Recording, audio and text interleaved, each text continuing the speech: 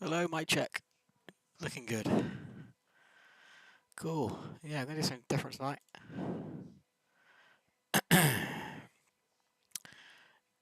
Just gonna get it loaded up. Hopefully it works. Cool. So yeah, I've got this new theatre for Falcon, so I have flown a sortie on it. It's pretty good.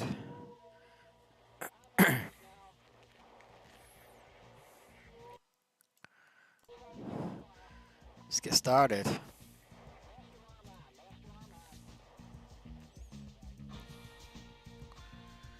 Desert Storm, baby. So we're gonna fly from Minad. Normally I'd like to start a bit closer, but it's gonna need block 25. I think flying from the frontline airfields, and we're gonna start from Minad, so we get a block 40. I'm pretty sure that's the case anyway. Let's have a look again. So yeah, they got 25s, which are pretty basic. That's what I've flown with before, and they don't have like any medium range missiles or anything, so yeah, we'll just have to have a bit of a trek up the Persian Gulf from Minad. Actually, I don't know. It's quite a distance that fly.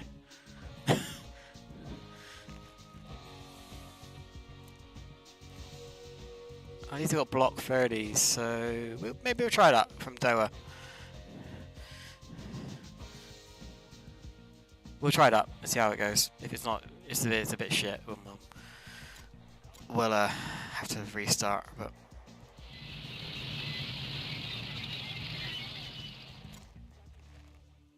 I'm just gonna leave all this to start off with. So yeah, I don't know what the packages are going to be like. Let's have a look.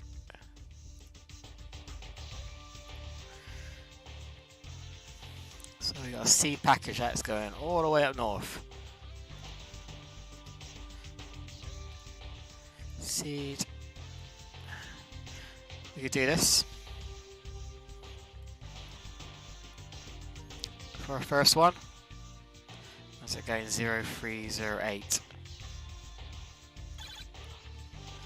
Yeah, we'll do that, and then I'll just save it so I can get the package details.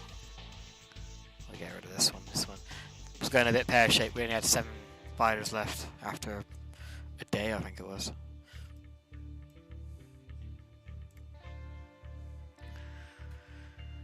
Okay, so we'll look at the load.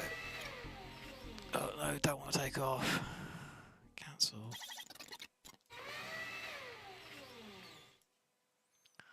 Okay, so I'm going to have to reacquaint myself with how the using the harm as a sensor, which is fine. I don't think we got any HTSs. I wouldn't imagine so. Hi Huffman, how's it going, man? Just doing something a little bit different. Something I play a lot of, but I don't stream. People don't really seem to be interested in it, but I love it. I'm doing really well, yeah. It's been pretty quiet, like life-wise, but yeah, I've been doing quite a bit. I know, I like BMS, but obviously it's not everybody's cup of tea. But yeah, I've kind of recently got this theatre of operations in Middle East, so I've flown a few sorties on it. It seems pretty cool.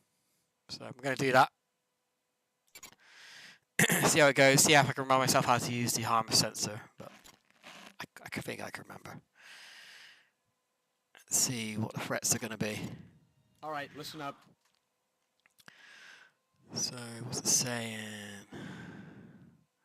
So you don't get any, yeah, you don't really get any of this sort of thing in DCS. Which, you know, is something different, isn't it? So threats, there are no known enemy air defense assets along our route, so. Okay, we just need to check.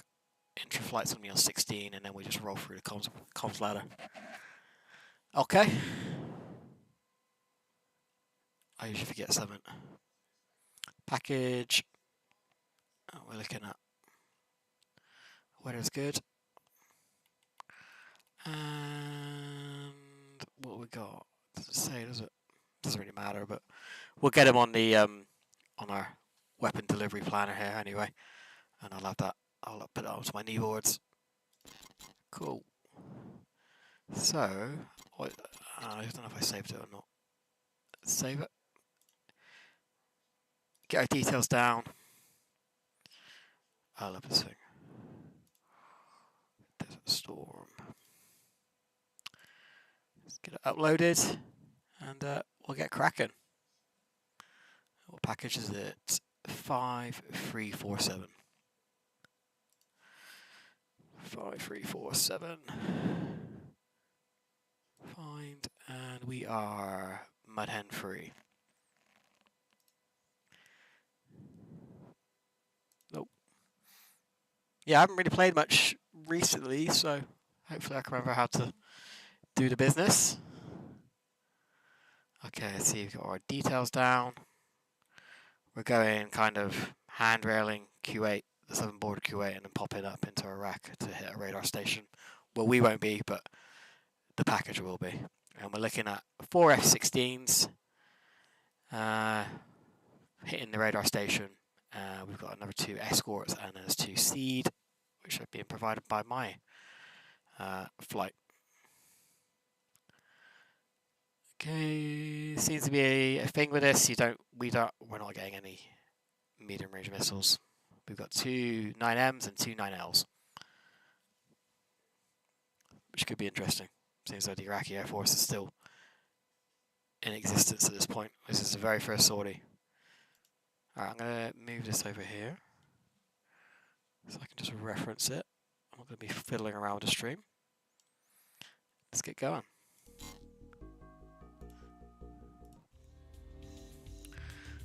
When we're lifting 0308, so we'll move it along a little bit.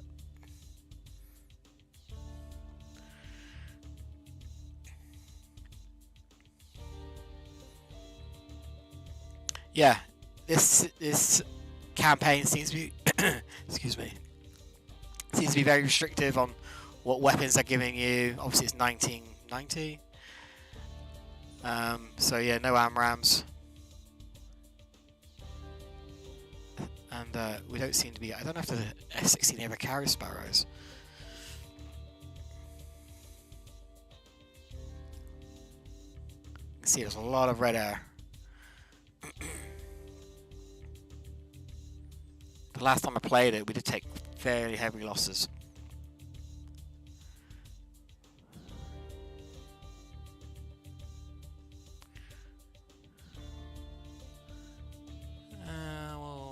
We'll roll out of there.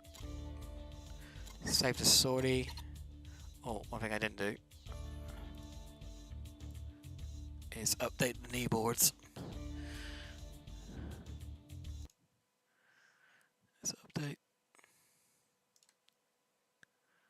Just so I can reference it in the cockpit if I need to. Cool. Let's go fliggling. Just need to remember we're on comms Intraflight 16. It's going to be interesting. Like I said, I haven't flown for a while, so the F-16 anyway. I've been flying the Apache pretty much all the time.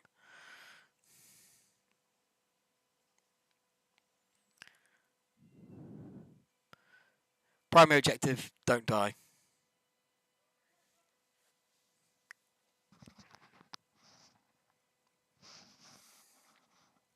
We'll see if we can achieve that. I'm not sure what the Block 30 is like, to be honest, but it's usually the 52, isn't it? If you're playing the Korean theatre, I think, or the 60. Oh yeah, I don't want to be on a ramp. I want to start up. I like doing the whole thing now, doing the whole startup sequence and getting amongst it. Just complain if the stream's a bit shit, or I think it looks okay. Here we go.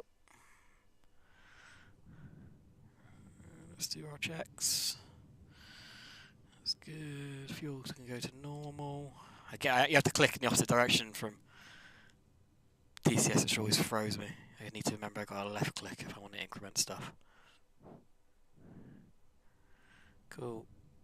That's all on. I'll probably miss something because obviously it's slightly different than DCS.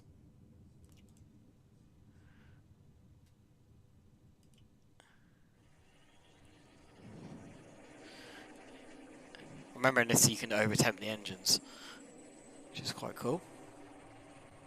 We're looking for a match on, I think it's nozzle position. Actually no, it's RPM and temps. I've only recently started doing this in BMS.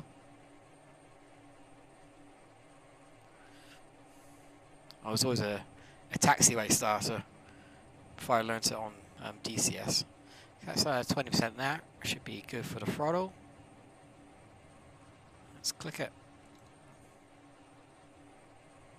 Let's watch the temps. They should match RPM and temps. 300, 30, 40, still low, 400.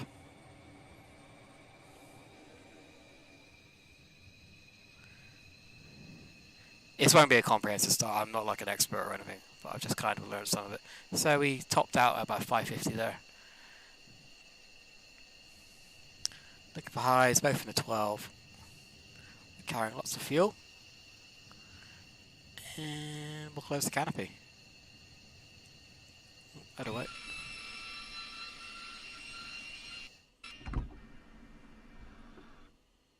Cool, lock the claw. It throws me because everything's in a slightly different position. Cool, let's get... We're supposed to do a left to right... Was that a left to right sweep? Which I always forget. I can never remember what I'm supposed to be sweeping. So we'll do that. That's that. That's good. Anti-collision on. We'll stick the lights on.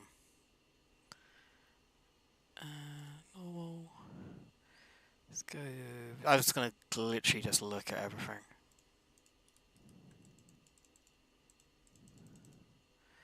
That's good. Let's stick all this up. I don't know if this works. That does.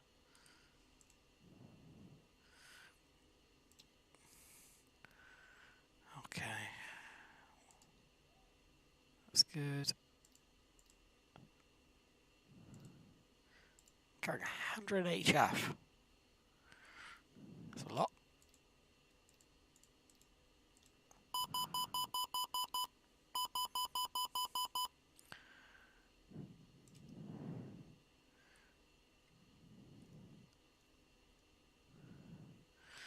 Doesn't seem like we're sat straight. It's better. Okay, let's continue. This can go standby. This can go on. I'll stick it all on. We need to make sure the air is on. Let's power up the computers.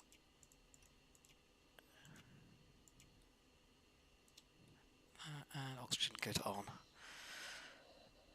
Yeah, it's a bit more to remember in DC in BMS.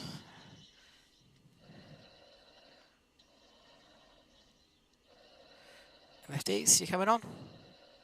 Probably forgot something. There we go. Okay, so next we'll wait for the bit to complete. I need to do a bit on the FLCS. I need to load my data cartridge. I'll do a couple sweeps to make sure I try and catch everything. You can go and look at the failures and try and clear them. I'm having a bit. I don't know if anything is working in the cockpit at the moment. Doesn't look like my controls are working, which is a bit worrying. It might be nothing once the systems come up. I would have thought it would have seen the controls move though, that's the only thing. If everything goes wrong, what I'll do is I'll jump out and then just jump onto the taxiway, make sure.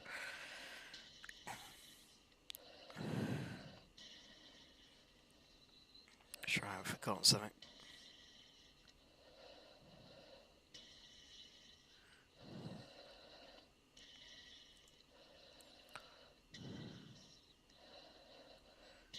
Probably kill the oxygen for now.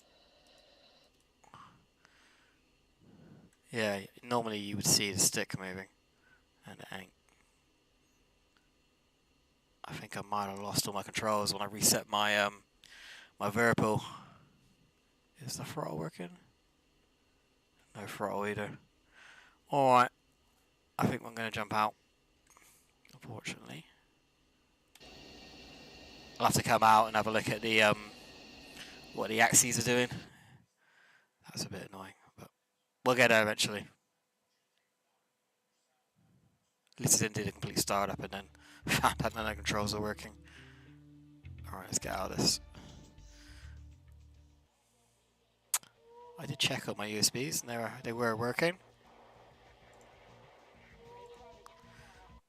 Okay, let's have a look. See what's going on. That's what happens when you don't play a game for a while. So that's showing it's okay. So weird, isn't it? Alright. It says it's working. Let's try again. We'll just start a taxi on the old taxiway.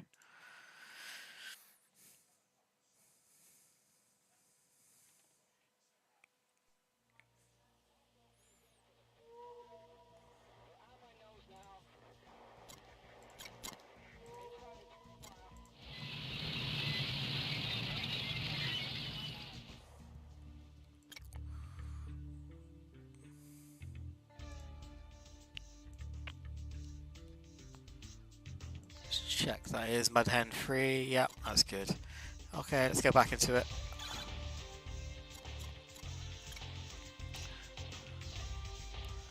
Taxiway. Just get in here.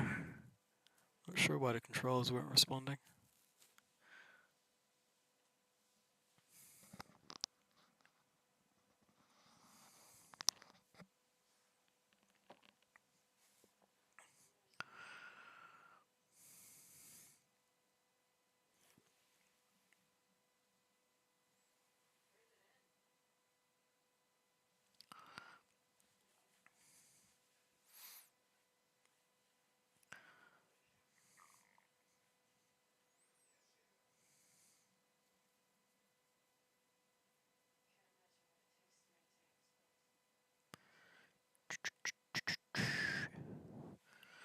So yeah, I've been really helicopter heavy recently, flying a lot of Apache.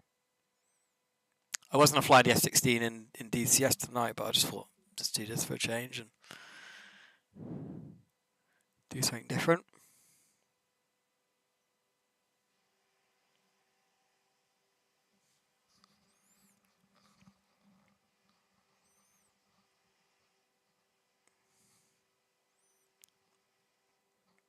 I've been scoping a lot of sims actually. I've been looking at alright, what's going on with this? Yeah, it's working now. Alright. Assume we're still on 16. I've known it to change sometimes when you jump out and jump back in, it's like switch the frequency. Alright. Speak to tower. Or ground.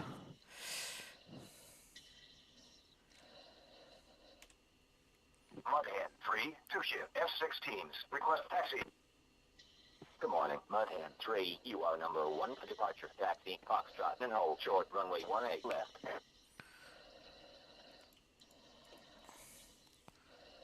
Let's do it.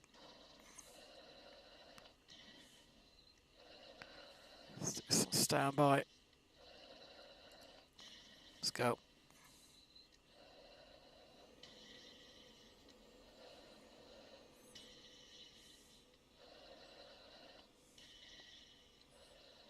I find this really immersive. Viper 2, taxi, Foxtrot, and hold short, runway 18 left. 1-8. So I'll be going right. I assume. Oh, I think I'm already at the end of the runway.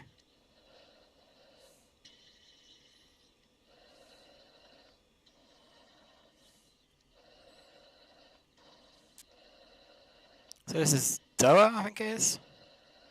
The airfield. I wish I had a bit. I wish I had a plate.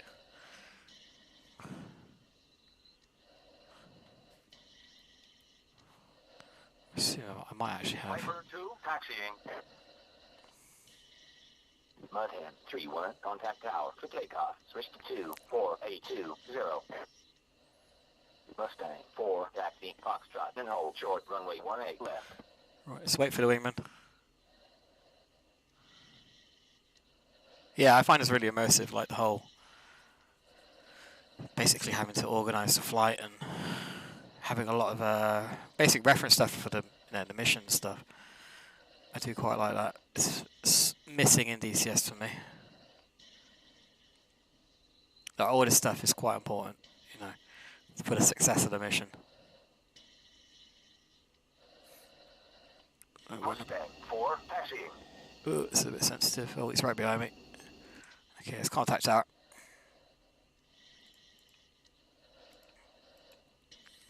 Tower. Mudhand 3, 2-shift, F-16s, ready for departure. Mudhand 3, hold short.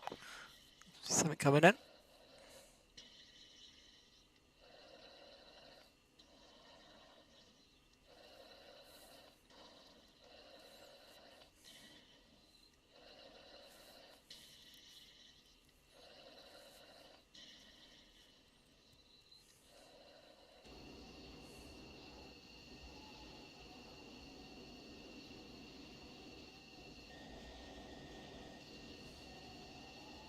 I find this view really sensitive though, that's the only thing with this. It's really hard to manipulate it with the mouse.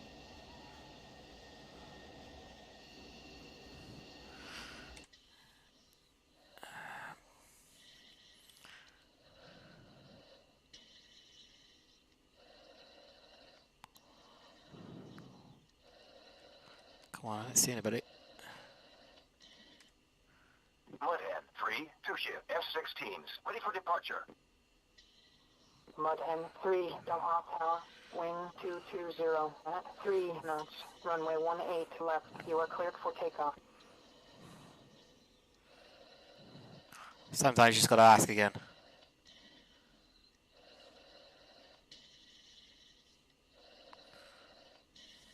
So, what's timing say on this? Don't go off the runway. holding until 54 on the hour, isn't it? Anyway, we're getting the air.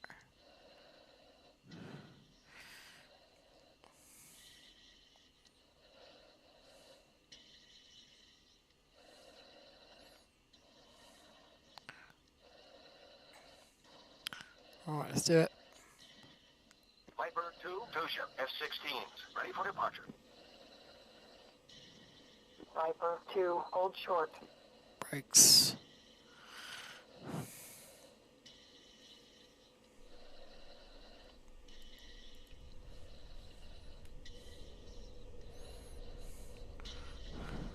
Oh, there we go. 159 on the rotate. Should be coming up. Gear up. Get ready to roll to departure.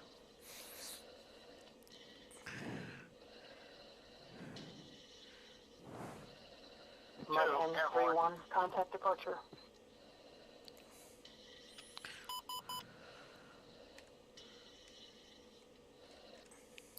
Mud Hen 3, airborne, two-ship F-16s. Mud Hen 3, you're all. Departure. Depart heading 310. Resume on navigation.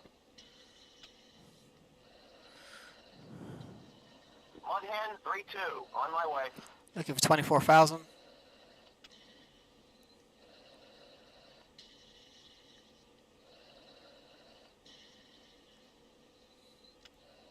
Sit right out on.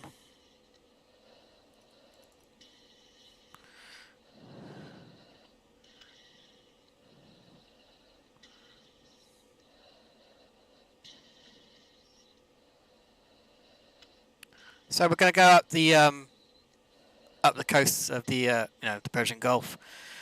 What we're looking at, steer point 3 for the hold.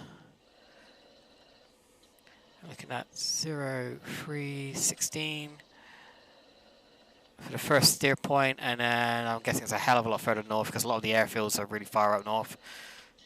So it's going to be a bit of a transit to get up there. It's all good in the hood. We've got a lot of fuel. We've got 12.8. We need to watch the gas though. What we're looking at for min fuels. I think 17.8. See, right to me. 2, in position. Unless we're going to get gas tanker. I don't think it said anything about that, but we'll see how the fuel's going when we get up north.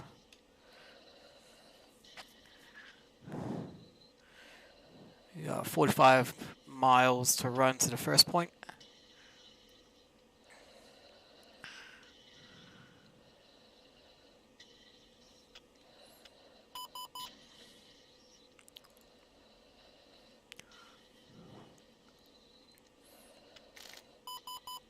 Patriot. Viper 2, airborne, two-ship F-16s, 1000. So Viper 2 is our escort. Viper 2, you're all. Departure. Depart heading 310. Resume on navigation. What we'll do now is go to check-in. I don't know if this works yet, but wrong one. I'm not entirely sure. I do it anyway. Magic 6, Mud Hen 3-1, checking in. And now we should go to UHF 6. And that should be good. So that should be us through the comms ladder on the way up. 24,000. Let's give it a bit of gas. Going to true. Let's go to cruise.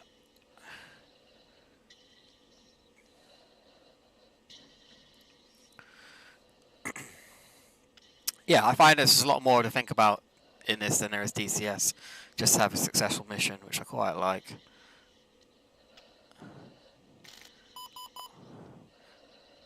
you know, DCS, in terms of DCS playing it on multiplayer, unless you're really taking it seriously with a group of people.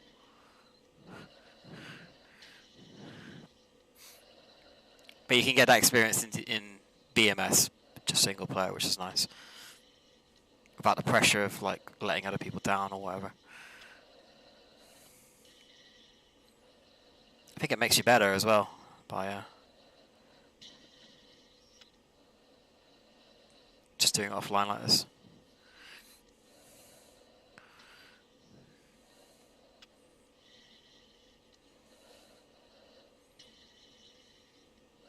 You need to pick the pace up a little bit.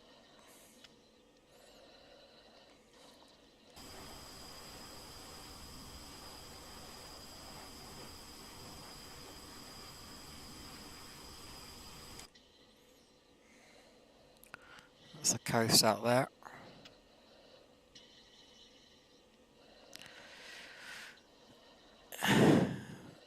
Yeah, I don't. You can take DCS quite seriously if you want to, but it's a lot of effort. You know, DCS is really easy if you just want to go play Airquake, obviously, but yeah, if you play with a group, then yeah, it can get quite a bit more this sort of level. But like I said, this is easy, this is convenient for me to just jump on, play single player, and I get the same kind of, you know, package experience, which I quite like. I've never played this like online with other people.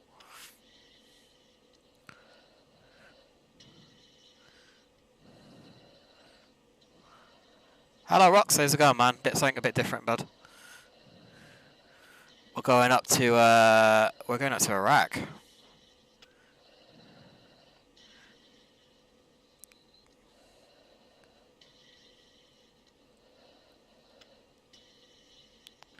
Right, let's think about leveling off in a little bit.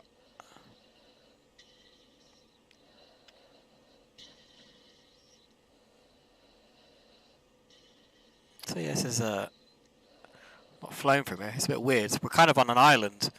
We're going up north. Just looking at the map on my down here, actually. If you look down here, we're kind of on an island, going out, and then we're going to go up the coast. So the hold is here at 0.3. So like I said, we've got a bit of a trek going up there, but once we get in the cruise.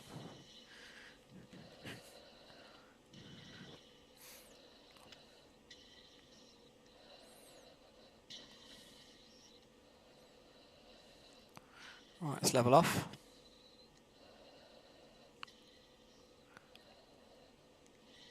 Running 3 minutes late at the moment.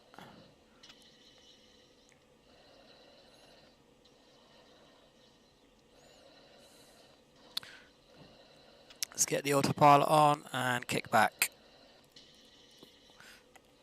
Feet off the pedals. Have a drink.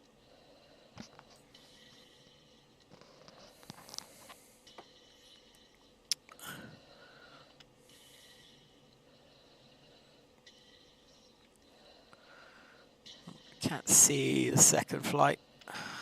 Actually, what I need to do, I've completely forgotten, is turn on my data link. Let's get them all put in. So we got 1-1. It's too much DCS. We get to do things. We're looking at is, yeah, and 3-1 and 3-2.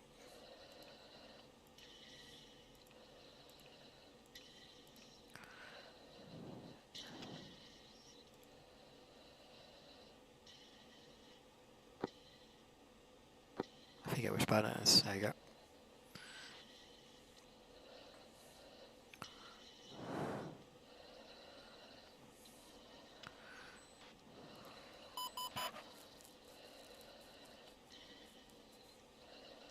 So they're up at 26,000, trailing.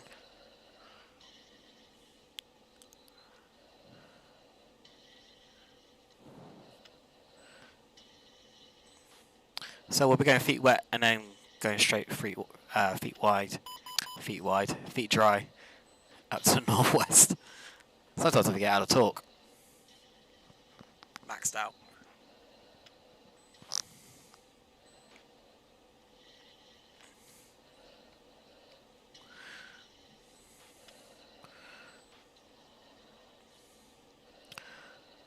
There's an airfield down there.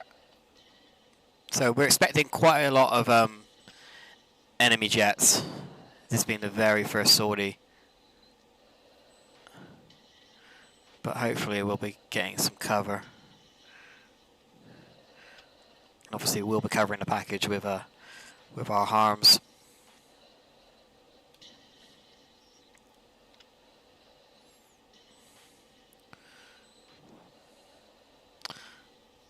Track. Oh, next steer point.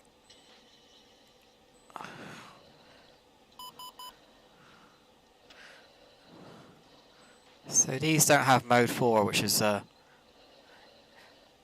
weird, but it just takes a bit of getting used to.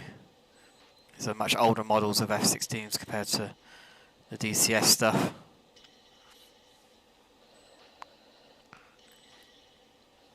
There's a couple jets there. Is that a Viper?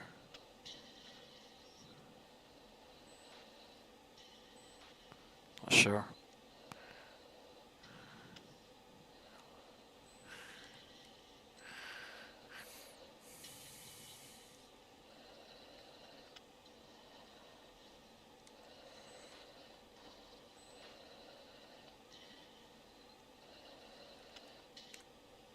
Mudhead, 3-2, go spread.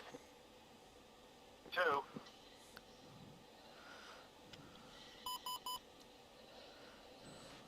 We're thundering now, man. We're early.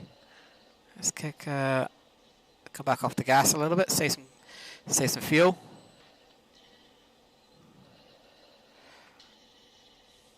I think we might have to hook up with a tanker. I don't think we're going to have enough gas.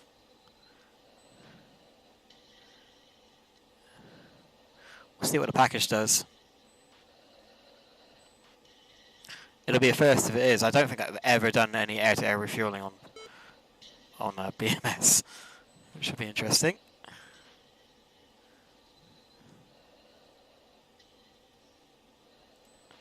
Right, because I'm looking at my kneeboard, and it's saying steer point 3 minimal is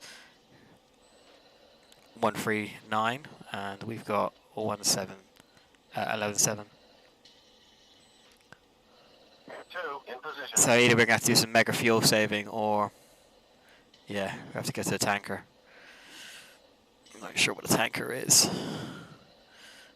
I've got a TACAN. I know, it's a nightmare with the boom. It's okay, but I'll get it, but I've got 2 tankers I can call, but I don't know where they are. Actually, you can see them here, look, on the map. Just here. Texaco. Something, I can't remember, see what that says. Copper or something? What does it say? Yeah, copper. So I think we might be going for copper maybe on the way back, or we can definitely do the refuel on the way back. I said I've never had to do it, so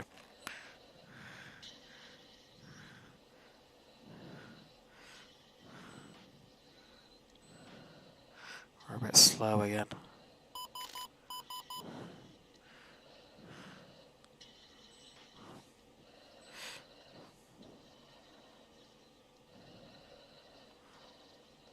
Makes it more interesting, I'll say that much.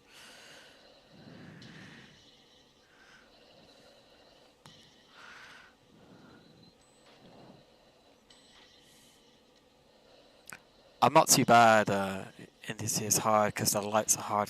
Yeah, they are quite difficult to see. I'm okay in DCS when I'm in VR though. I find it a lot easier in VR. But I can still do it with track IR. Yeah, in BMS they are a little bit easier to see.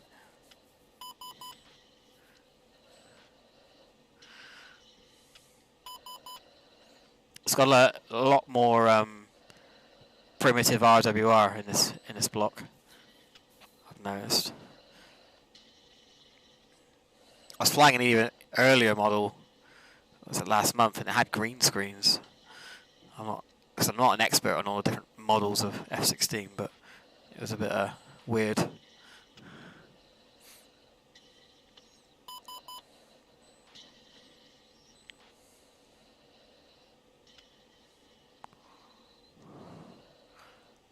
So yeah, we got like 220 miles till we get to the hull point, and then it's going to be a hop across the border. So yeah, quite a distance to fly, but you know, if you want to fly these sort of campaigns, you got to do it. Unfortunately, it was that or fly a really old model of F-16. So I picked this.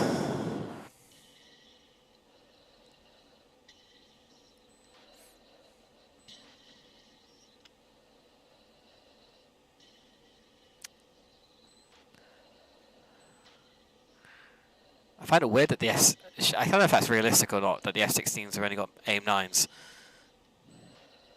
Maybe they did during the Gulf War, I'm not sure.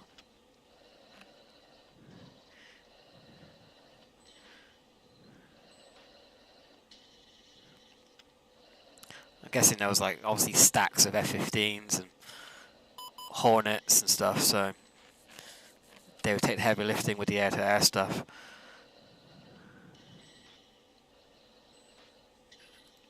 I don't think F-16's got any air-to-air kills during the campaign. I don't know. Maybe they did. I know the F-18's got a couple. F-15's got quite a few as well, I think. Right, let's go to TWS. Is the mode 4 even on?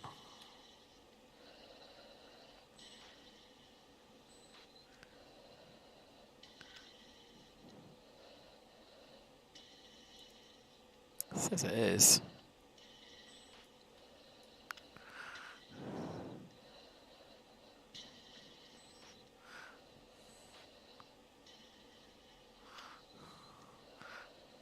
I can't do a mode 4 interrogation though, that's the only thing.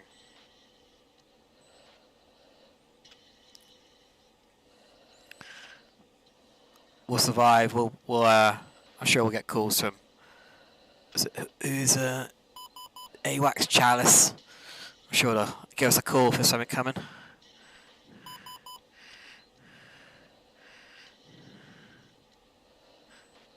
Going a bit fast.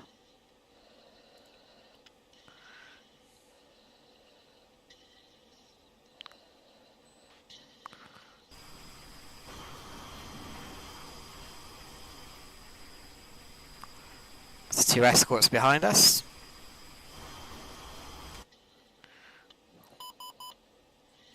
So we'll be hooking up with a package when we get further north.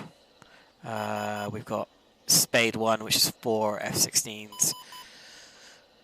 And they'll be carrying out the attack on the radar site.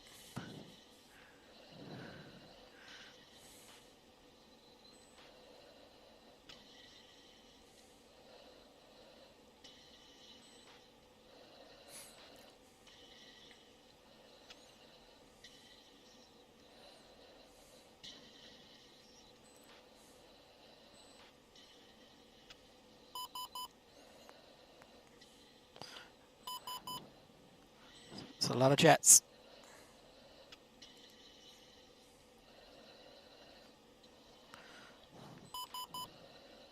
What I might do is fence now.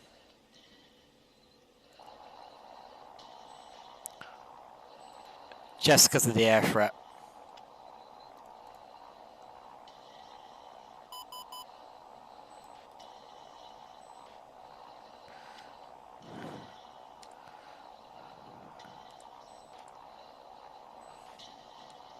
I can never remember which one it's on.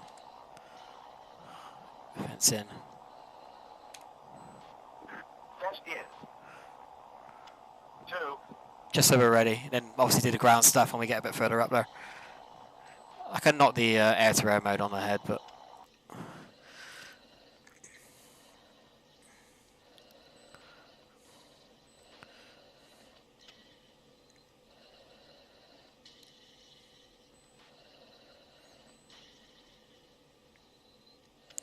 So we've got over, at this rate, we've got over 2 hours of gas. 2.5 hours.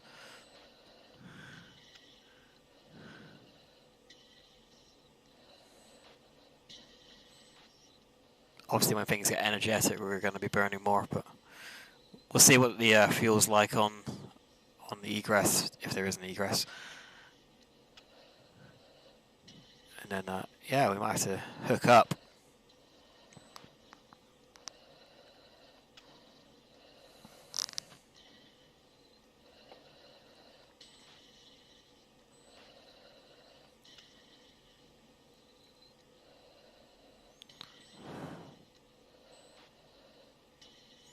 Stick some music. Actually, I can't stick some music on because I'd have to get out this screen. And if you Alt Tab in DCS, you're playing with fire. We don't want to crash. Not a crash, but a game crash. So otherwise, I would have put some music on.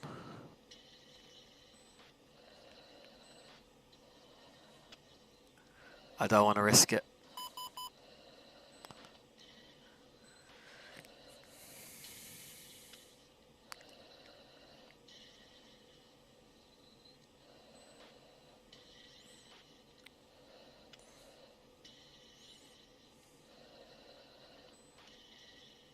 See them. Slow. Speed up a little bit.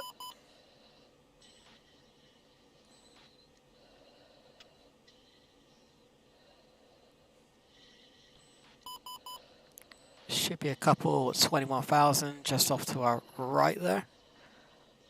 Not seeing anything. Oh, there they are. Two of them. So 2 F-15s. I've got them on the RWR as well.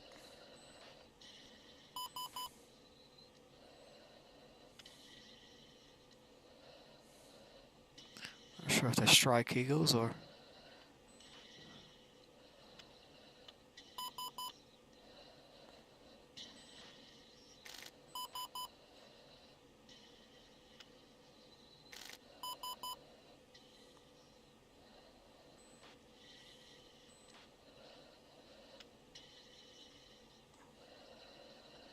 Sure.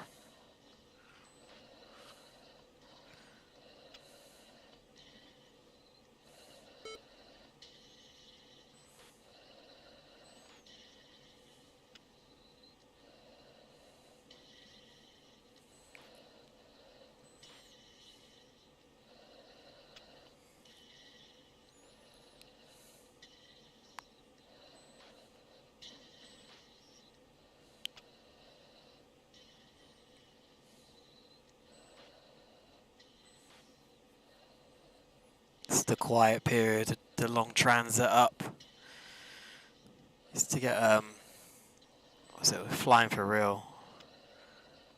Used to like just be sat there for 3 hours and you wouldn't say a word apart from your 30-minute checks or whatever. It's weird, I suppose it's just like being in the car with somebody.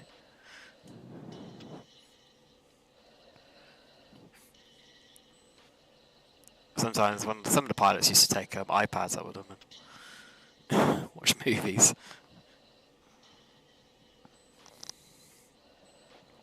I used to have an iPod sometimes, so I took it into the on some intercom.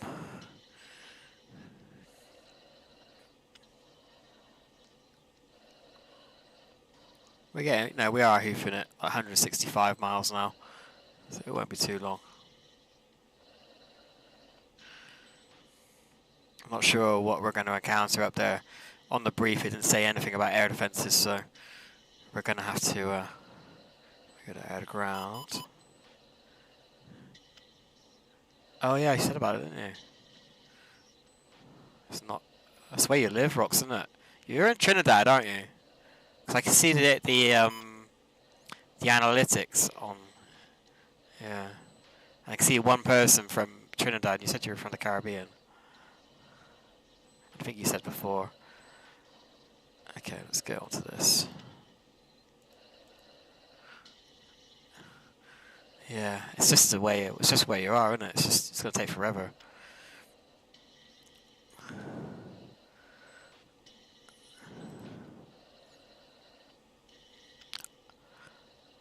I would love to fly over there. Okay. That's not ideal, is it? I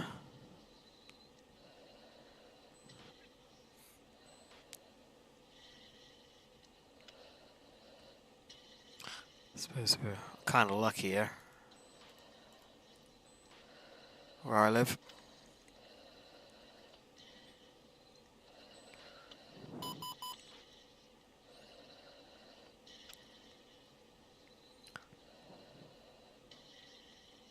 Got my eye on that gas. Going to be eyeballing it for the entire transit up there, probably.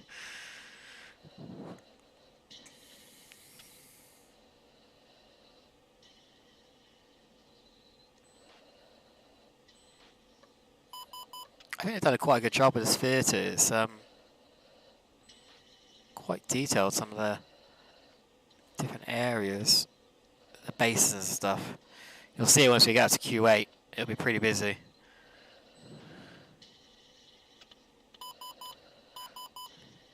Did it? They always made it seem quite like an idyllic place to live when I was a kid. Oh, no worries. As long as it's not like weird politics, I don't care. But yeah, places like that. Honestly, you won't believe it. Where I live, there last week, I think it was last week, there was a riot just outside near my house.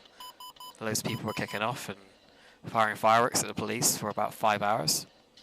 There was a police helicopter, and we were hidden in our house. We were like, well, what are we going to do? I was like, we should, because we didn't know what was going to happen. There was like a couple of police riot vans, and like, it's a helicopter. And I was like, are they going to start like smashing up cars? And I was like, right. Not going outside, lock the door. Where's all the knives? It's freaking weird. Yeah, I don't know. I've never seen. Apparently, it has happened before. My other half was saying, but I've never experienced it. They were lighting fires as well. They were getting bins and lighting the bins on fire in the middle of the road so cars couldn't get through. And I think somebody did get assaulted, got pulled out of the car and stuff. It was bad.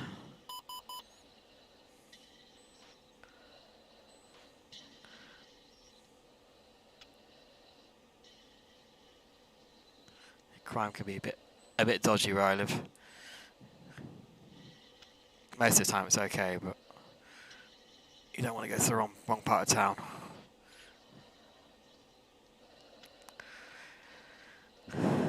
Okay.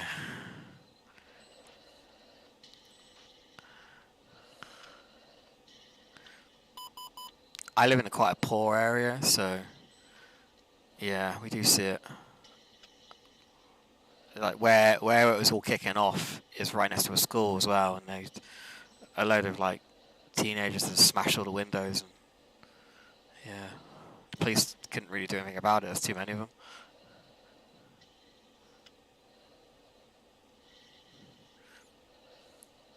It was just very surprising. I was like sat watching Ash versus the Evil Dead on Netflix, and then I could hear this like noise. I was like, "What's that noise? Somebody cutting their lawn?" Like it's at night, and I looked outside and I could see the helicopter with the spotlight shining. I was like, "Holy cow, what's going on?" And then we heard the fireworks. Really? Well, people are just all kicking off at the moment. I don't know what's going on. People need to calm down.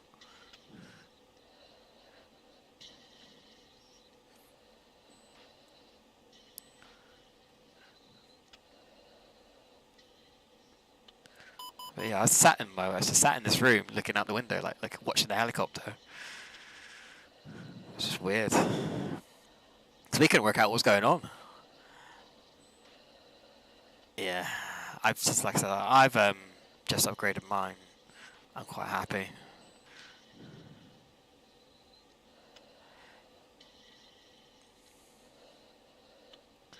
Right, fuel 10,000 almost. 124 miles to run. to the hold. VR is just like this not impossible dream, but even if you got the tip-top PC in the world, it's still DCS is still not fun, I don't think.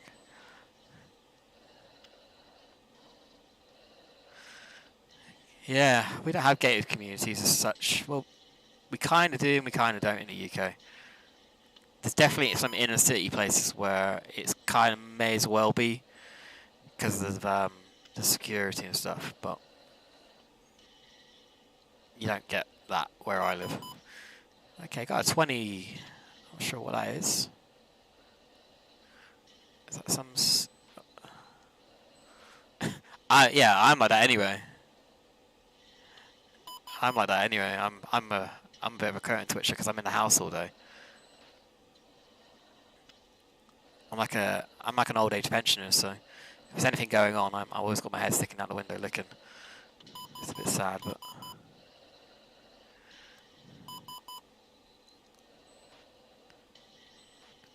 I had a period where there were just loads of kids all the time hanging around, but not like old kids, but young kids, and like hanging around my car. I was like, guys, you do not want to scratch that car.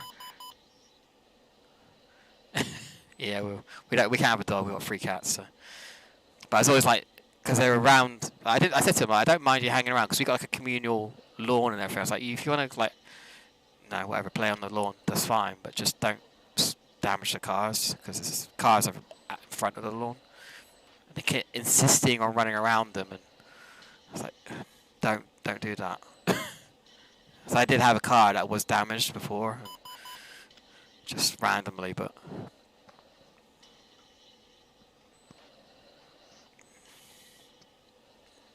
Yeah, get a street shark.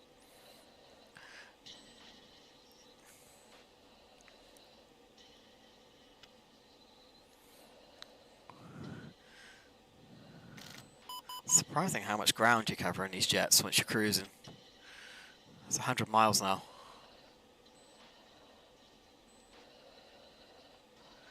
Do some, yeah, a lot of places do.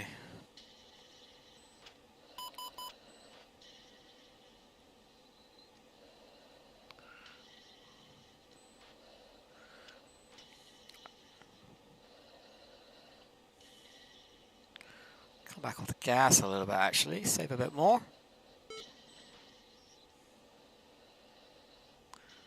Yeah, we got really strict laws about what kind of fences you can put up. We're not allowed to put whatever we like up.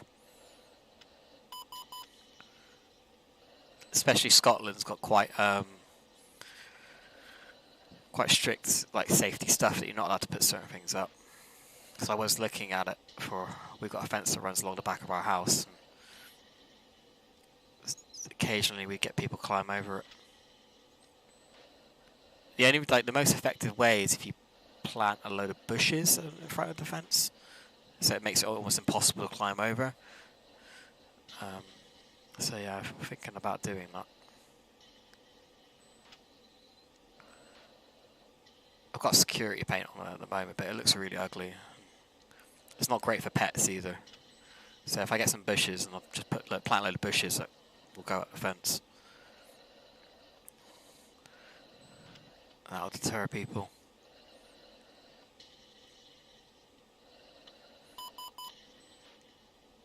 Okay, that's us just below 10,000 on the gas.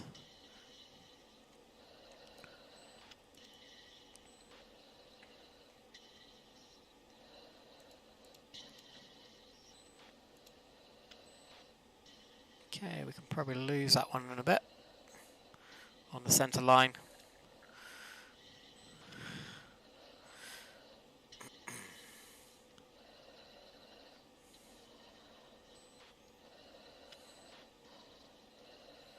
See what's going on with the RWR. Let's take priority off.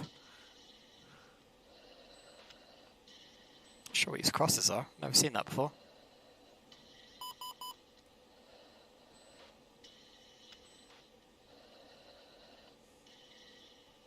Have to get my head in the manual.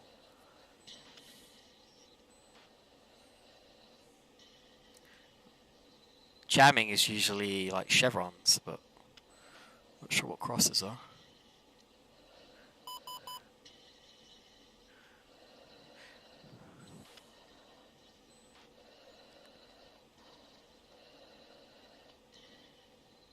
Okay, let's give it a bit more gas now.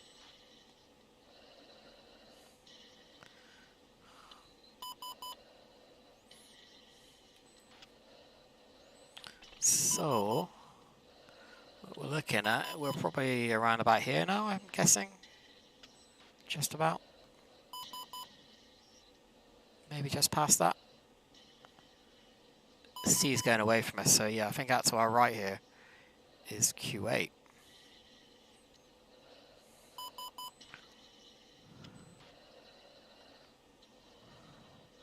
So, talk to the AWACS. Magic 6, Mudhead 3-1. Request picture. Mudhead 3-1, Magic 6. Picture is multiple groups. Range and azimuth split. Southwest, group bullseye 2, 7, 7, 1, 3, 4, 21,000. Track north, hostile. Northeast, group bullseye 3, 0, 4, 1, 1, 4, 21,000. Track north, hostile. North, group bullseye 3, 0, 3, 1, 4, 6, 21,000. Track northwest, hostile. Okay, so they're a fair distance off over in that direction. We should be okay for now. I think the majority of them do launch kind of around northern Q8.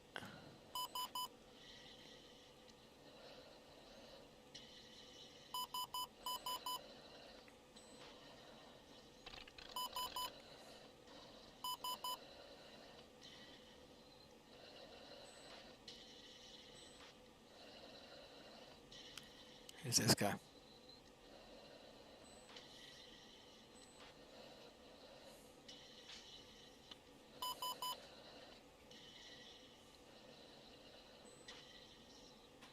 Not sure if I'm going to get him at this range. Probably not.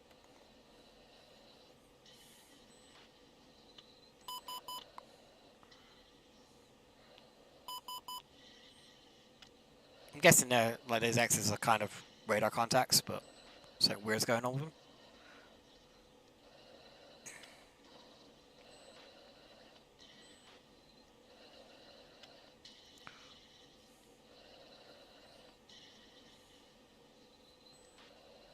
$65 miles.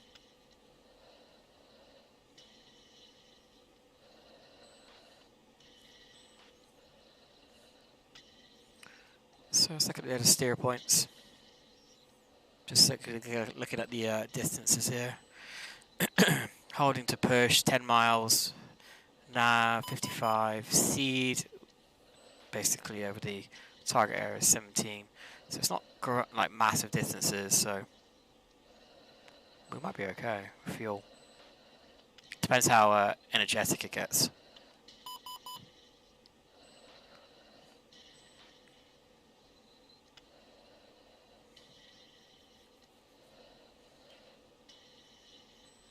I'm not really prepared to do air refueling, but what we'll do is get attack and setup, eh?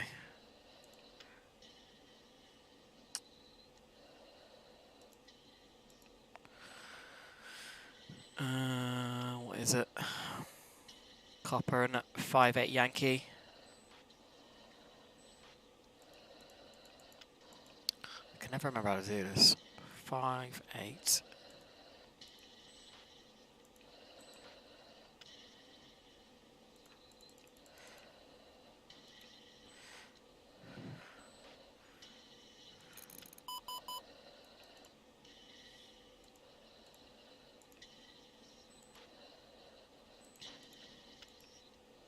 There we go.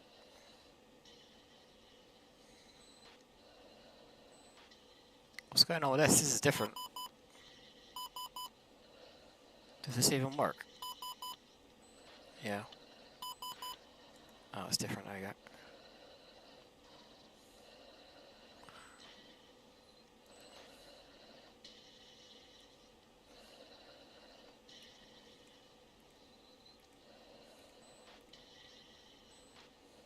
It's not giving me a direction on it at the moment. Ugh. I love it when I don't know what I'm doing.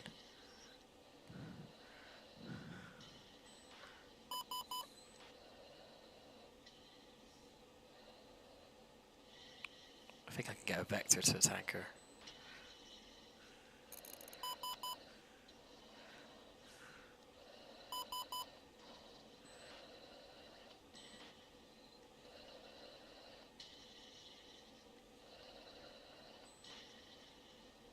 No, it doesn't give you a vector. Maybe the AWACS does.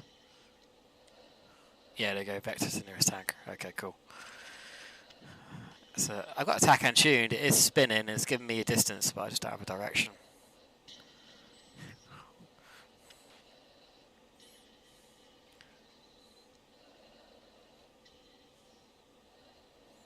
So 40 miles until the hold.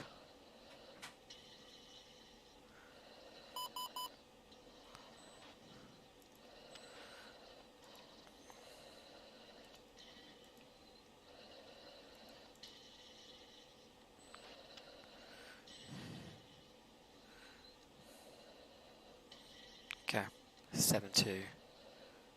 1 hour 36.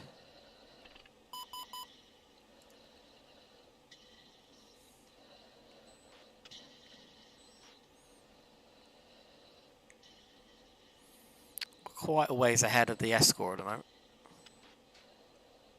So obviously it's the whole point, and then it's the push point. Got a nav point and it's the seed.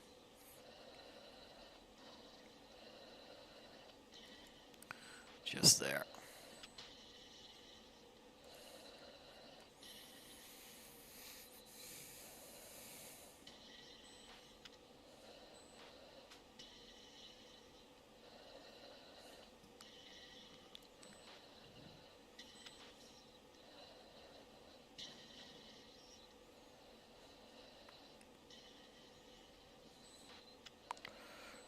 Not sure if he's got his radar on or not, but let's make sure. Woodhead, 3-2, activate radar. 2, roger.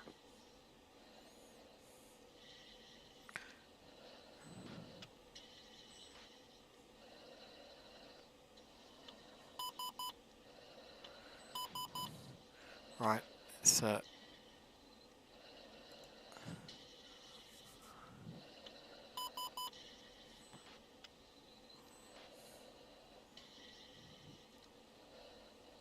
it's about to get real.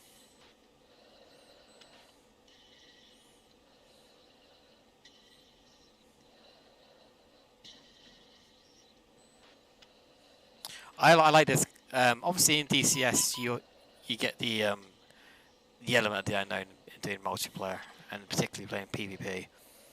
But this is just like the scale of it is just a lot bigger with the amount of aircraft that are around. It's hard to keep track of like where everybody is, what everybody's doing.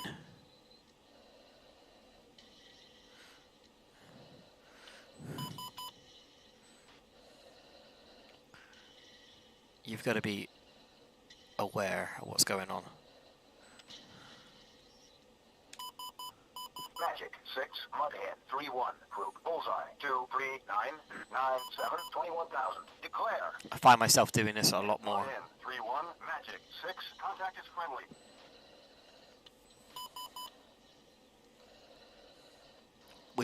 I think they're going to be all off to the right, mostly anyway. All the enemy contacts.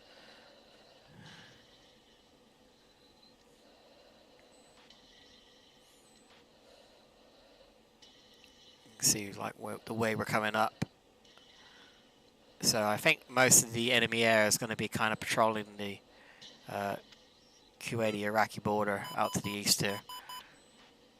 Obviously, we might see some stuff down here, but the majority is going to be over here. We just need to be aware of what's going on.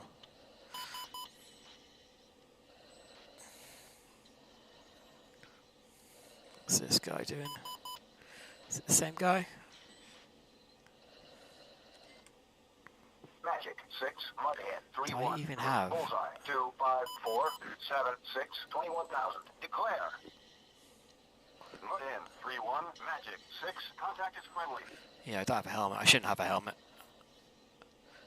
I was going to do a bit of cheating.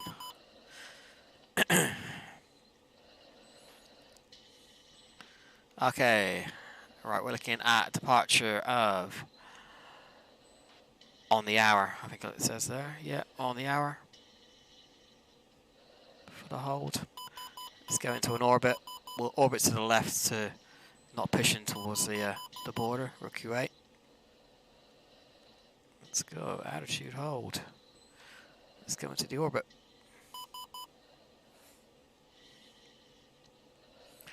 Wingman, we'll change the formation.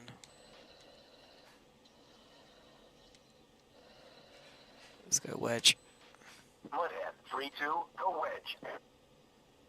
2, going wedge. Just to give them some flexibility.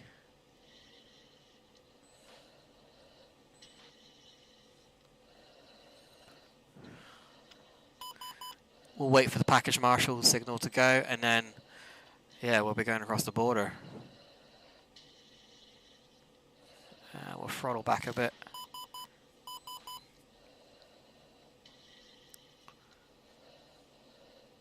We're just watching that gas, man, down to 9,000 now. Obviously, we got a hoofing trip back.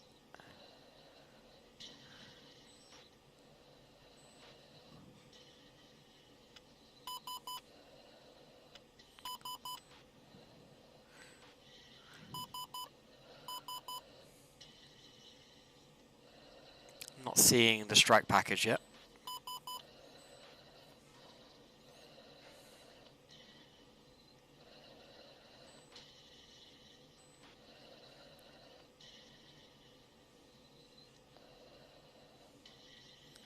Once they go to the AWACS frequency, and then hopefully we should see them on the data link. I think that's how that works.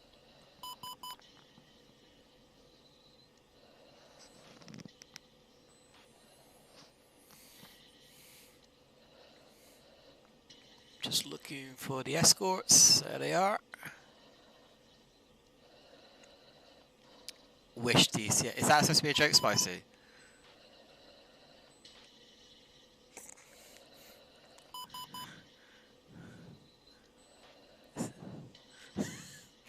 Very funny, mate. If you play it, dude, if you play this, you'll be a lot better at DCS. I'll tell you right now.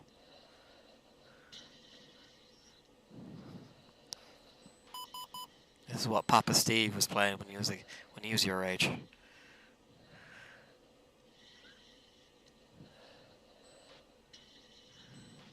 Okay, I got 2 escorts.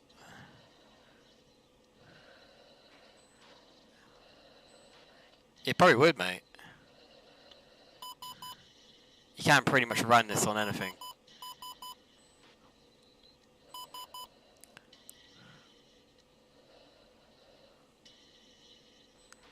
Alright, let's get behind these guys.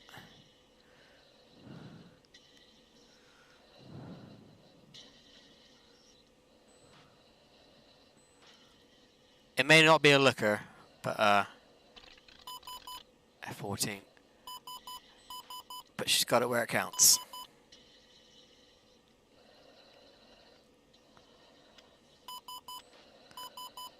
Why is it not holding the altitude?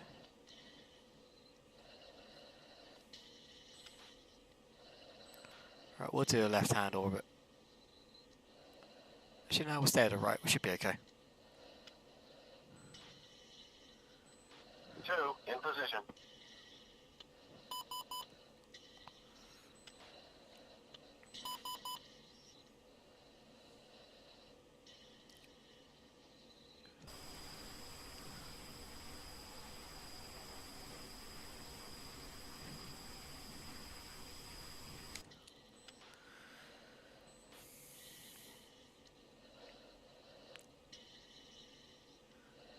Okay, we're just waiting for the package. We've got another 4 F-16s joining us. Somebody coming in at 17,000 there. Who's that?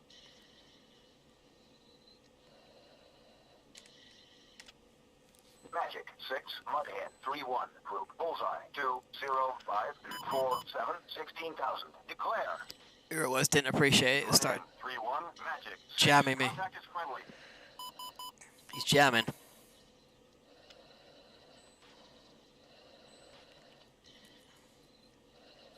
We're to stay behind the escorts.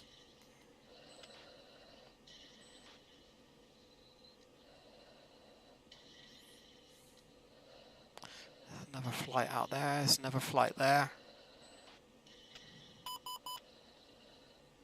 Probably a tanker, and there's a flight 4 there.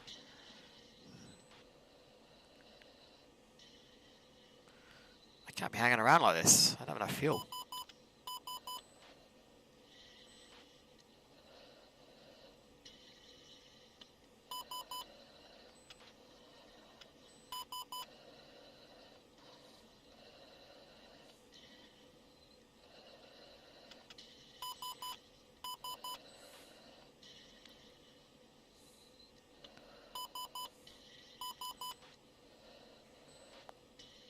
How's it going, Spicy? Anyway, man, I haven't heard from you.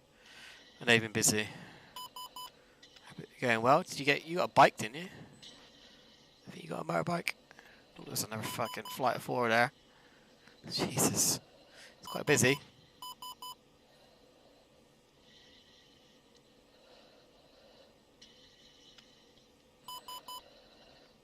Is that our flight?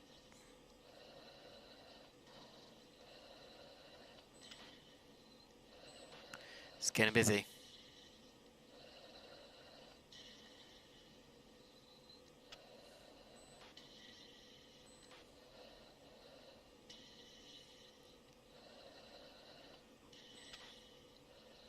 Right, let's start flying.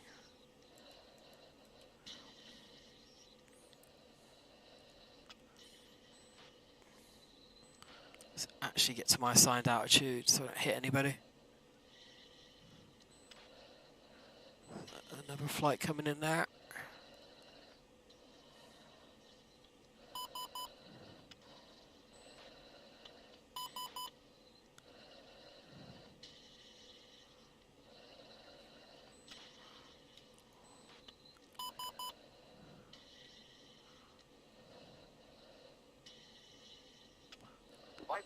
Here we go. I don't know where. Oh, I know what it is. We're not getting on a data link because it's such an old model of F-16 where escorts thinking they don't have data link. So this is us going in. I should probably get ahead of these escorts.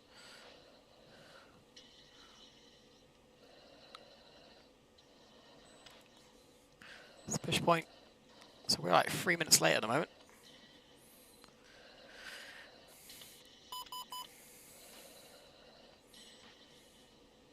So what altitude have we got? Push points 24,000, and then we're going to be dipping down to 19. We'll already settle on 20.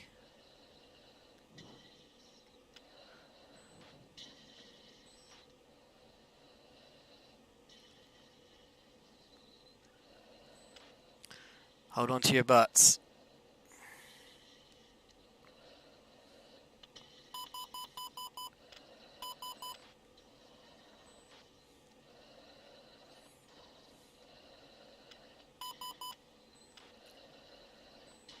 The trouble is, I don't know where the strike package is. It might be them there. It's F-15s.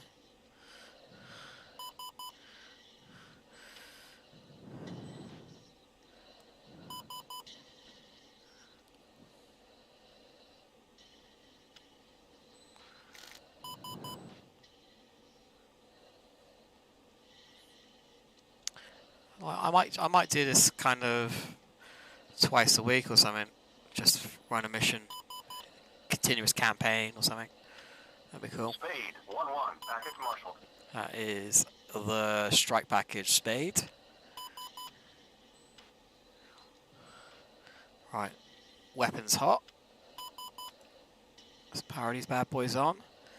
Okie dokie, table. I'm thinking SA6s, SA11s, maybe SA2s, I don't know.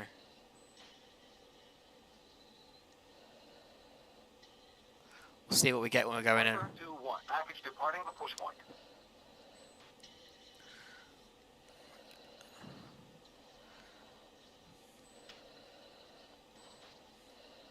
I'm shit at this.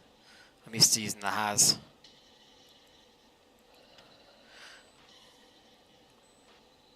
Don't know where the escorts are. I've lost them.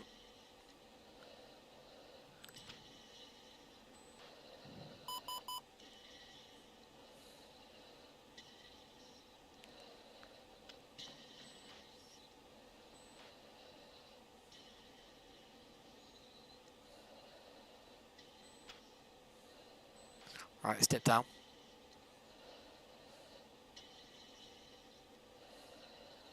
We'll get down to 20,000 feet. That's 2 escorts.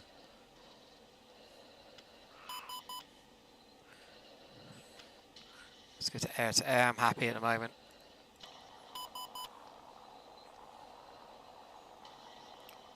Two contacts to my left. That's F-16s. We'll go to... Should we go to this? So we've got 50 odd miles to run until we get to the initials, whatever you want to call them. And then to the seed bit.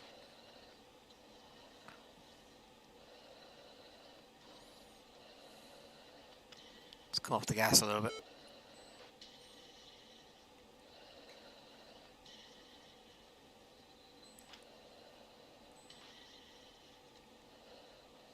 Right, let's go into battle.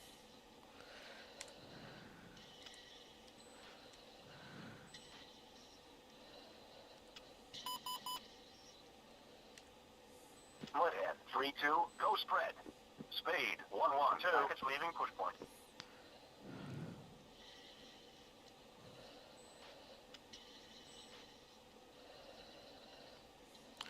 Let's check his fuel.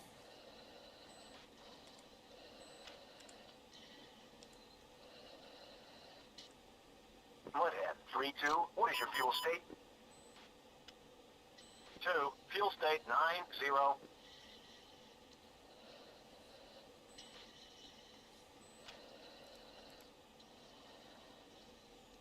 I don't know what the F is. There's lots of RWR stuff, but I don't know what it is.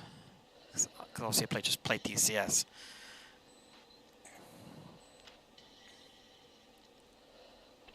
Let's calm it down. I'm not picking it up on here.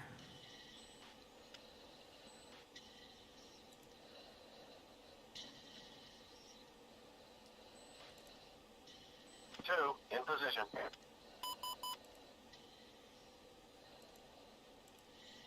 Sure, I think you're supposed to be able to click these off, but...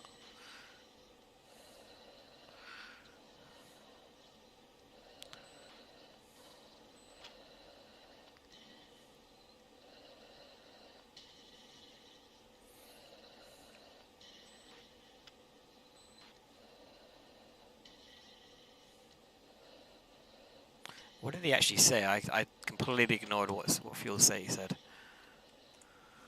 Mudhead 3-2. What is your fuel state? We've got a contact. 2. Fuel state 8-9. 8-9. So he's probably got more gas. Yeah, he's got more gas than I have.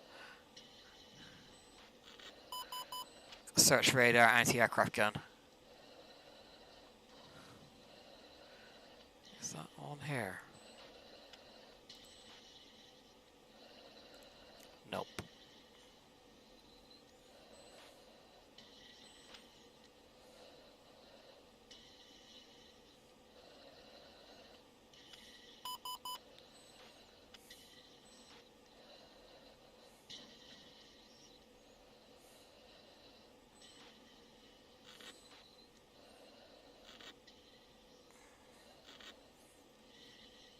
Let's get auto.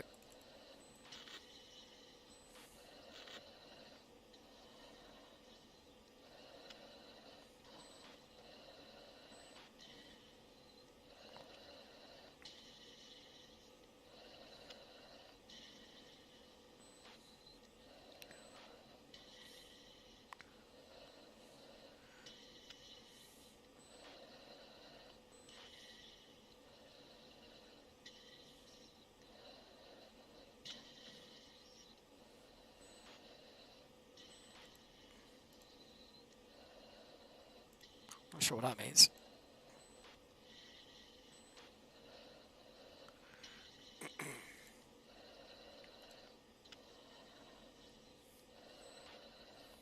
I need to do a bit of research on the harmless sensor.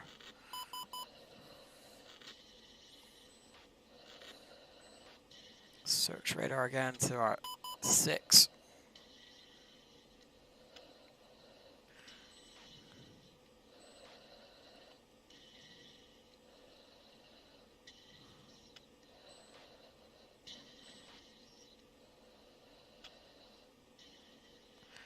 Navigation's a bit off.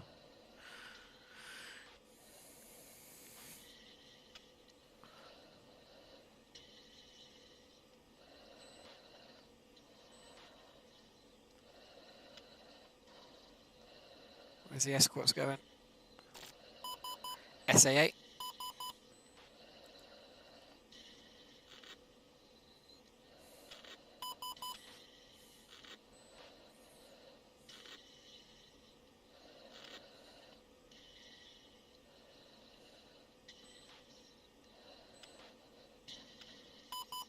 Right, the 2 escorts are just broken off. I don't know if they got tracked by, they were getting tracked by the SA8, I'm not sure.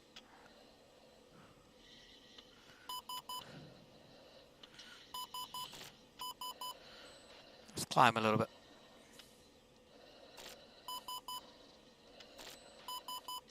SA8 again.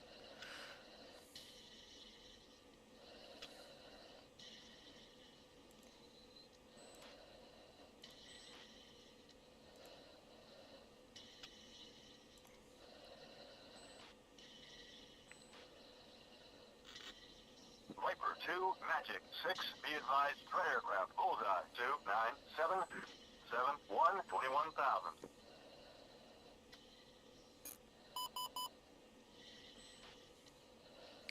Wingman. Weapons free, air to ground.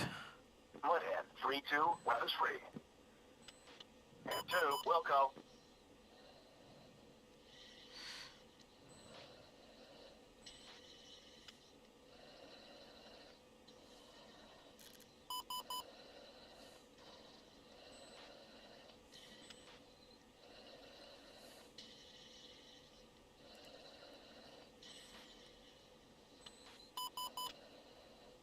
Okay, let's go next steer point. It's getting a bit hectic because I'm not used to doing this.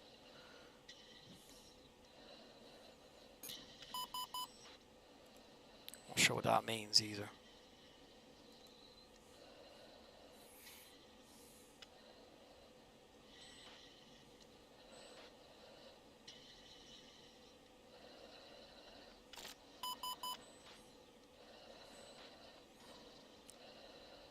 Turn the radars on and off. Viper 2, Magic 6, be advised, threat aircraft, bullseye, 309667, 25,000. Okay, the escorts are broken off.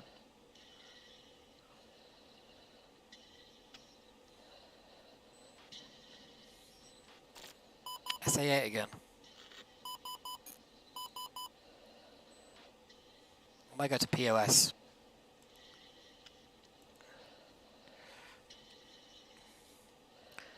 SA8.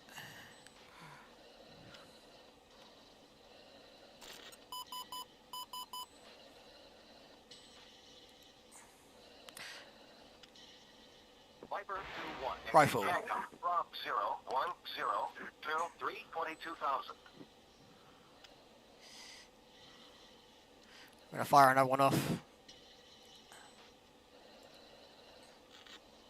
Viper 2, Magic 6, be advised, hostile aircraft bearing 01019, 16,000. 1, Pitbull. 2, Pitbull. Let's break off. Somebody just got hit. Breaking off, breaking off. Let's get out of here.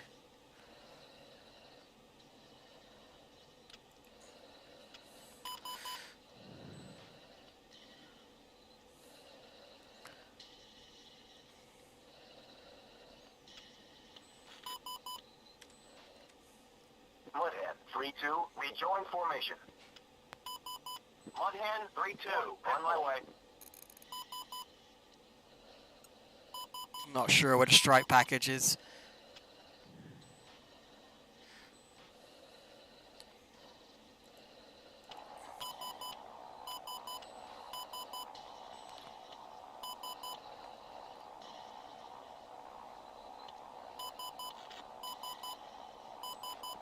There they are. There they're coming in. Be advised. Viper 2, Magic 6, be advised. Hostile aircraft bearing 01014, 13,000.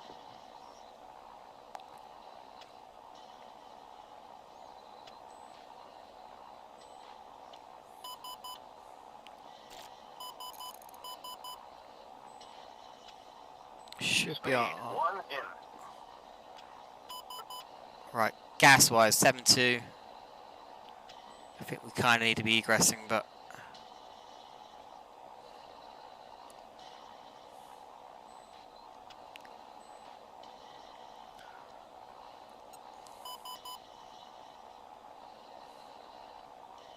it's definitely a strike package. And they are diving.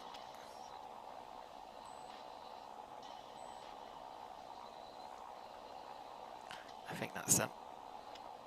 No, it's not. That's a bunch of Speed 1, Magic 6, be advised. Buccaneers. All right, we're getting out. 28,000. Let's get out of here. Viper 2, Magic 6, be advised. Hostile aircraft bearing 330, 182,000. Okay. I'm still not picking up the tanker, which is really annoying.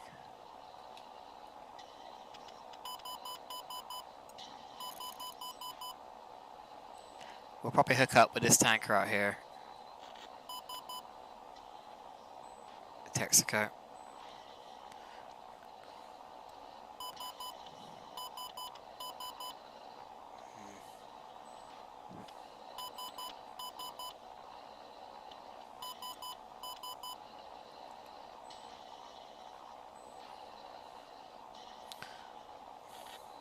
Speed 1, Magic 6, be advised. Hostile aircraft bearing 30521, 28,000.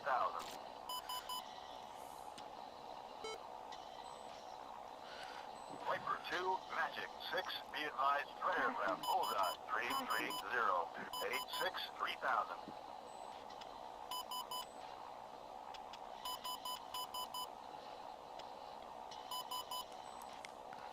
It's alright, it's just the fuel tanks, I think. Foxtrot uniform. Yeah. Okay, the externals are dry.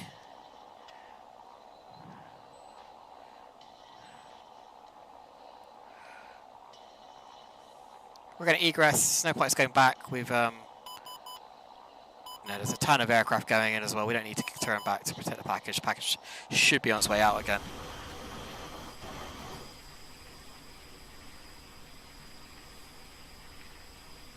Speed 1, Magic 6, be advised. Hostile aircraft bearing 32524, 27,000.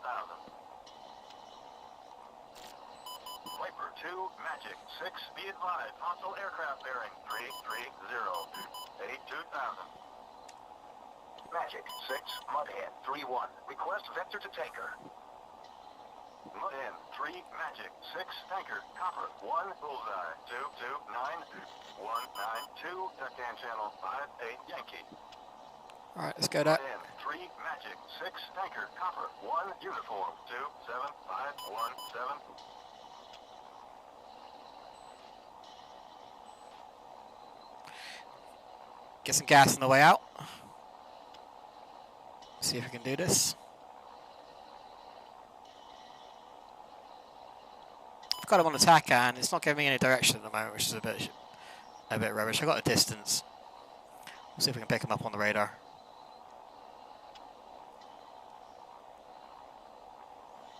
So yeah, you can get these kind of mega long sorties, which is pretty cool. 2, Magic 6, be advised. Hostile aircraft bearing 02513, 2,000.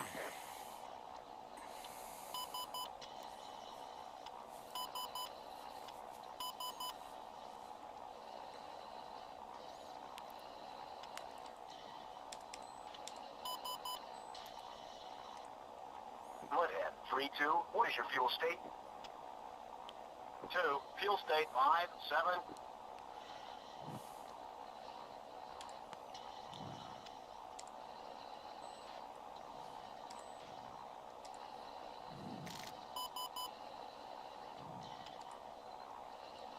Not sure if you can tell them we go to a tanker.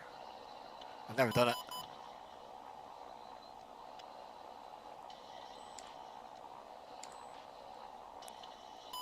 Viper 2, Magic 6, be advised, hostile aircraft bearing 04523 2000.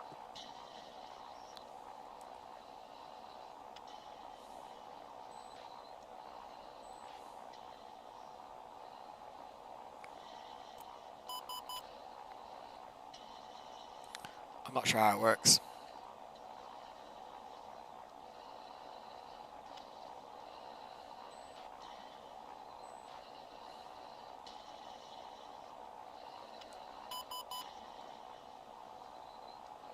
Hopefully they just do it when you get to a tanker.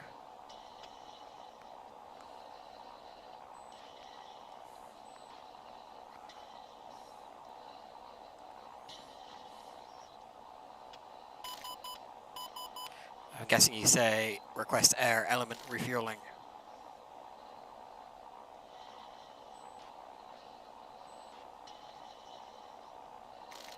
Viper 2, Magic 6, be advised, threat aircraft, bullseye 322 68 16,000.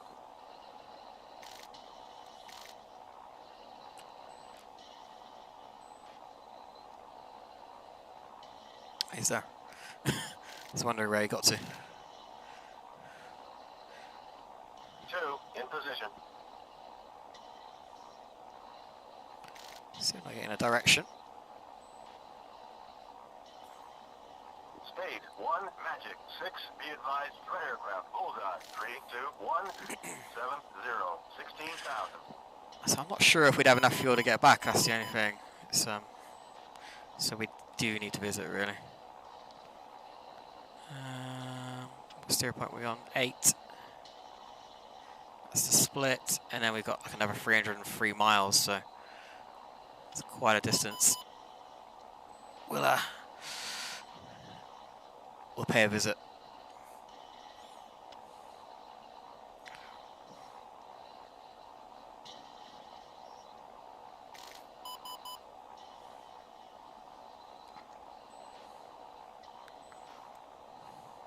Let's get rid of this.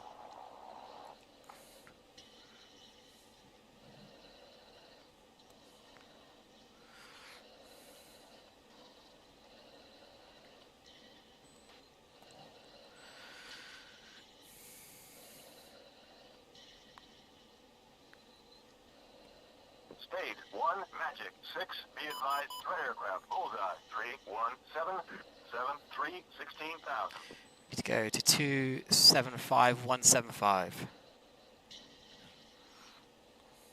So that means I've got to get off the intra-flight. Actually, no, UHF, isn't it? So off the AWACS comms. We'll stay on AWACS for a bit, and then we'll switch over to copper.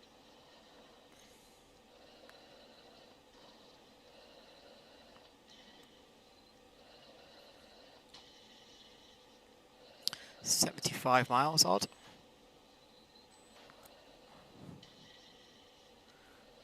Ish.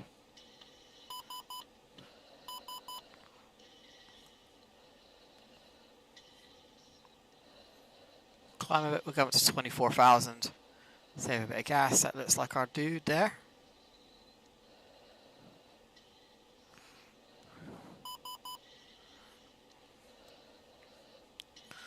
Let's just see if Steve has got a steady hand, eh?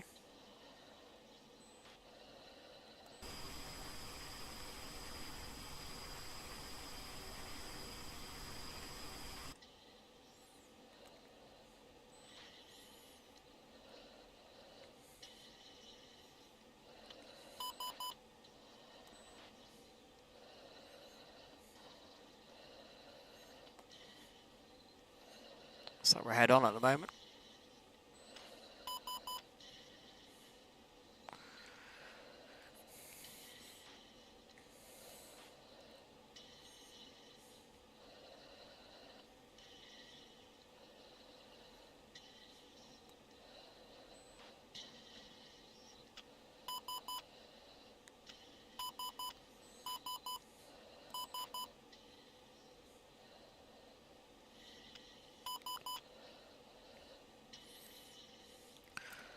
Okay, 55 miles. 275 175.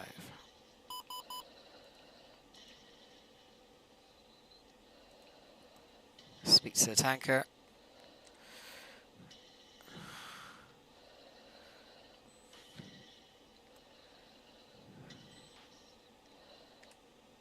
Copper 1-1, Mudhead 3-1. Request clearance to refuel. Mudhead 3-1, Copper 1-1, copy. Contact me at 10 miles. Mudhead 3, Magic 6, Tanker, Copper 1, Bullseye 2, 3, 3, 1, 5, 8, Deccan Channel 5, 8, Yankee.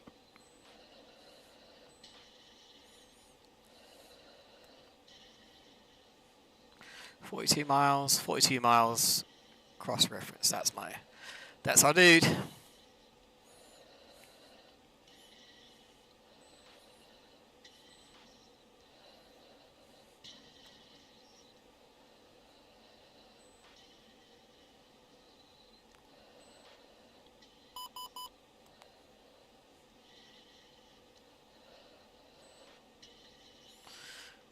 So it's like something slick. 2 tornadoes maybe.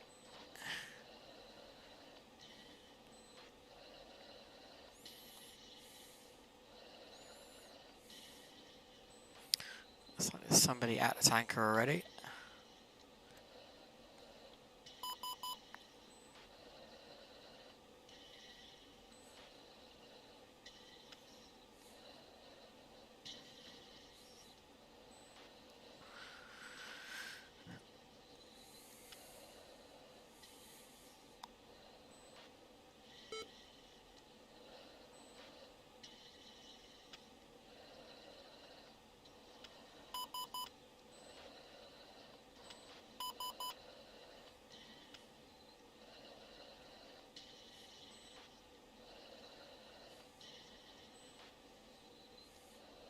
Yeah, I've never done this before. This is going to be... I've done it in DCS, but I've never done it in BMS. And you know, because you never usually have to, because of Korean theatre, the ranges are usually so short. Obviously, for Iraq, you've got a bit of a hike sometimes. So that's 16 miles.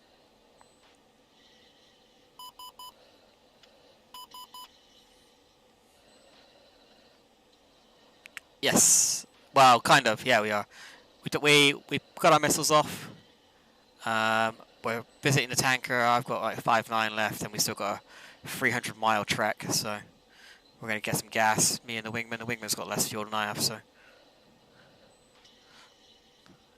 So yeah, we got to get some gas. Or we could divert, but what's the fun in that? All right, 7 miles. Let's contact the tanker. Copper 1-1. Okay, man. 3-1. Have fun. Request clearance to refuel. Mudhead 3-1, Copper 1-1. You are number 1 to refuel. Mudhen 3-1, Copper 1-1. You are cleared to pre-contact position. Not sure what speed he's doing. We'll see in a minute.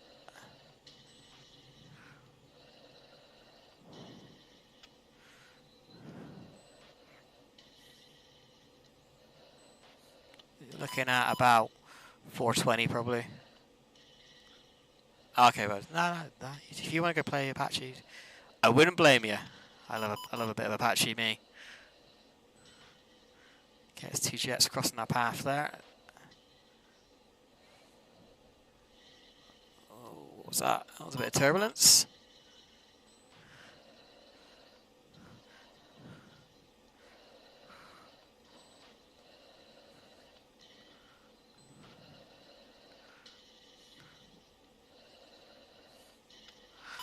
It's a bit where you start sweating. It's like the wingman's going for it, that's good.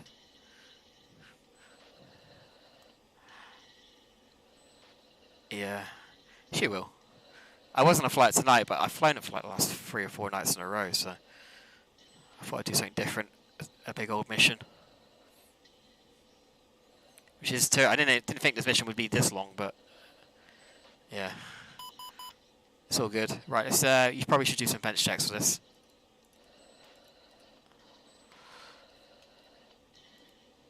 Good standby. You shouldn't be having flares on whilst you're...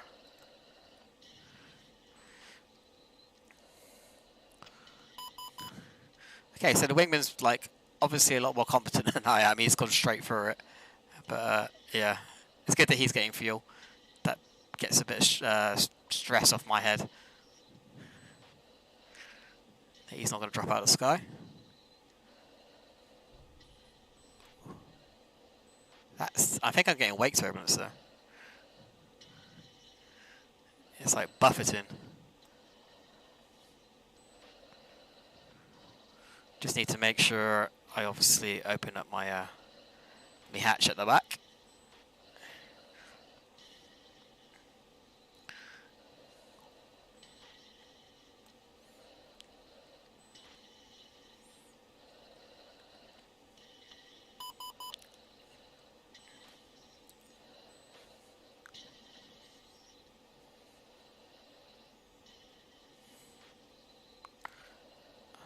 I've never done this before, so this is going to be interesting. I think he's doing about 420.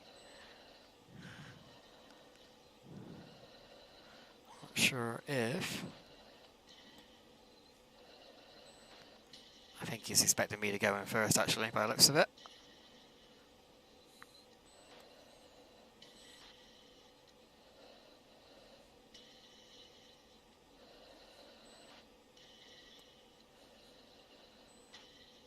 Not sure if I have to say request air flight refueling. I did the element, so... Alright, I've lost him now.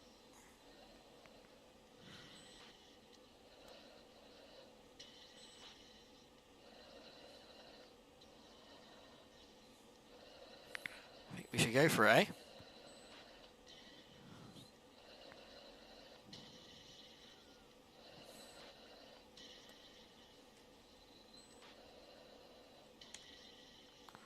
Maybe that doesn't work.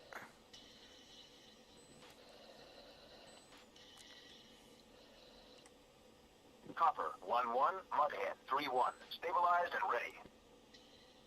Roger. Alright, let's get the hatch open.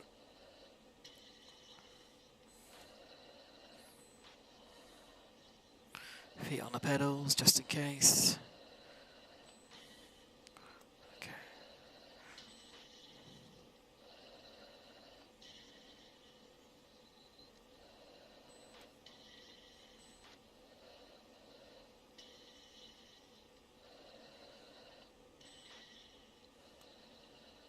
Do I need to say anything now?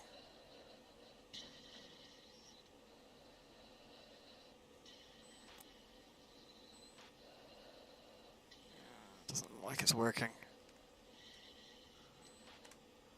Copper 1-1, Mudhead 3-1, stabilized and ready. Roger. What's going on?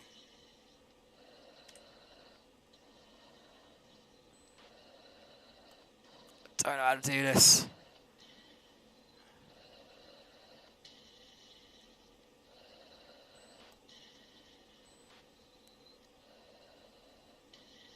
Oh, it's doing it. It was doing it. Okay, just chill.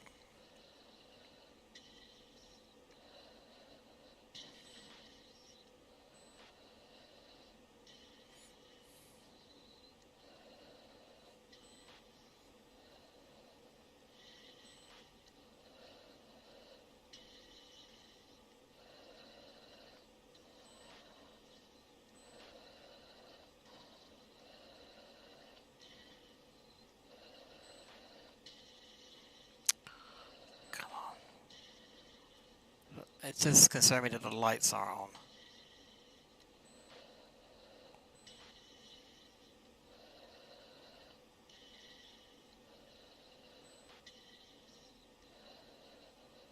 Two, Joker.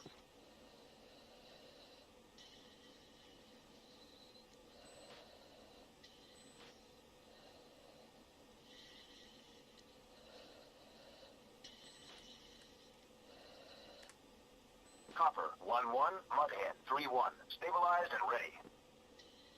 Roger.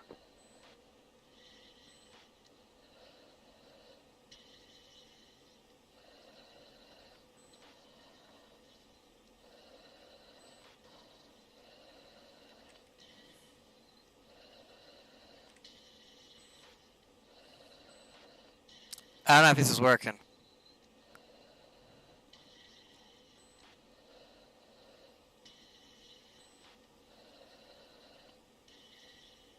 And I'm really close there.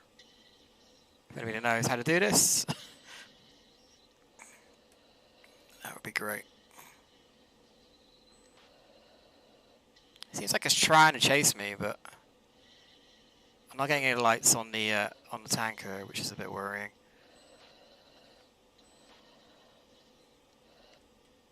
Copper 1-1, repeat last transmission. Mudhead 3-1, Copper 1-1. You are number 1 to refuel.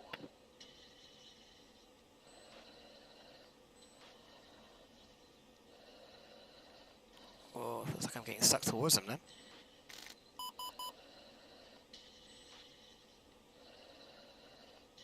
Is it? Okay. I thought I meant to guide you on.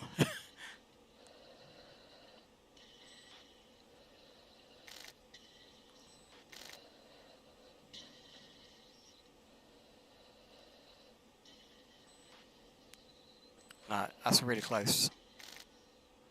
I can see the dude there.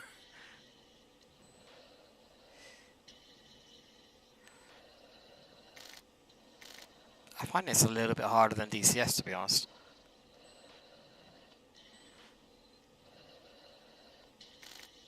I think we might break off. I don't know if this is working.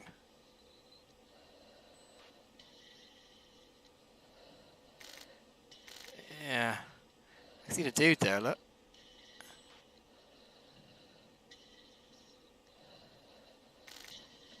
Shit, man. That's a bit close, isn't it?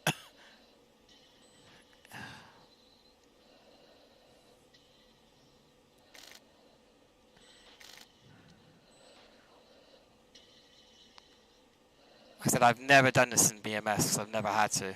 I might have to watch a tutorial or something.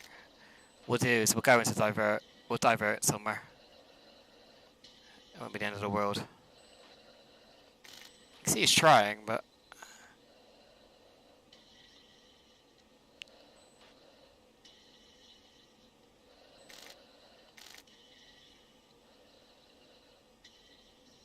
Mudhen 3-1, Copper 1-1. Heads up, tanker is entering turn. Alright, breaking off.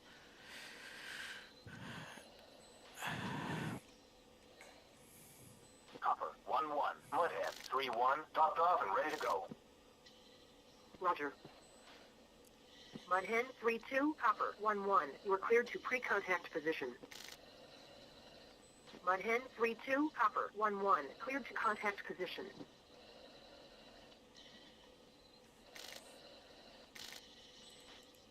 Two, bingo, 4-0. I might tell him to go home and I'll divert somewhere. I'll have to watch a video on how to do this.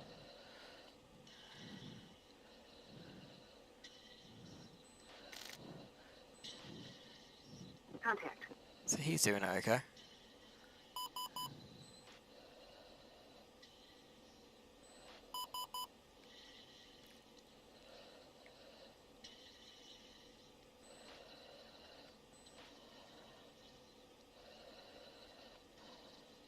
$1,000.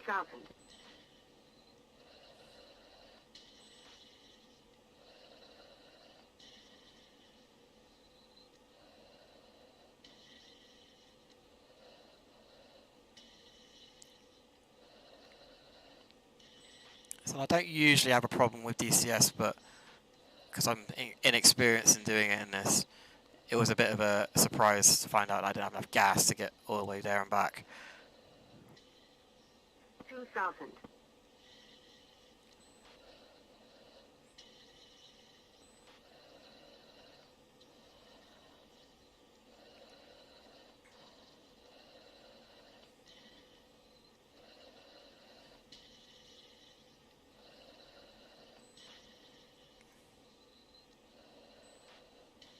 No, I'm not a fan of the boom. I'm more of a basket guy. I quite like doing it in the F-18, but 3,000. I can do it. Like I said, I've done it plenty of times in DCS, but this is a little bit different.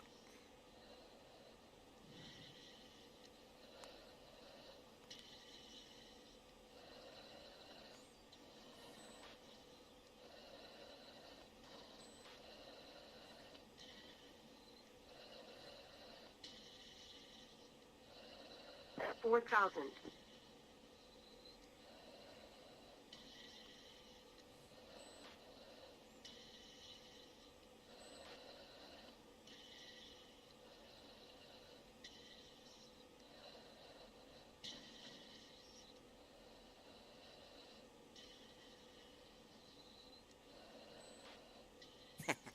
Yeah.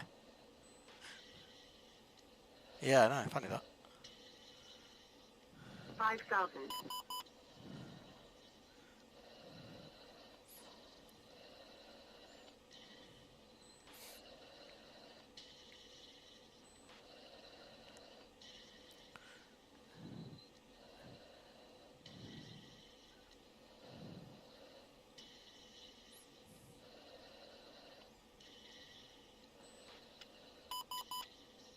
So you're looking at the airspeed at 410 there, actually. I think 6,000.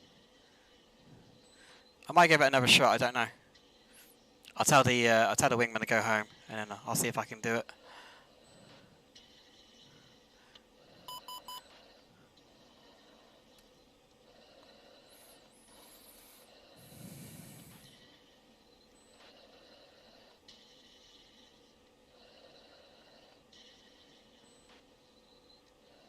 In a lot of ways, BMS is a lot more stable than. 7,000. Really?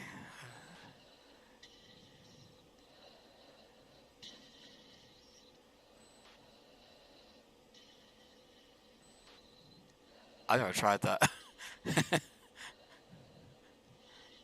I found out that if you want to do it on the if you want to tank up on the ground and refuel the externals, you have to open the door. There's a video about it on YouTube. 8,000. I saw. It makes sense because obviously you have to the air. I think the air for the vacuum or whatever it is.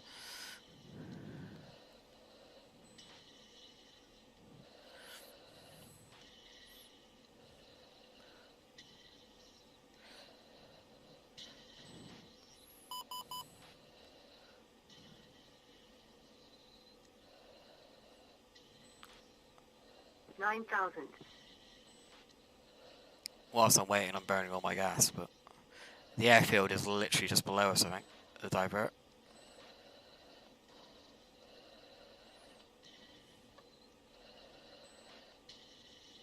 I was kind of over controlling it a bit there.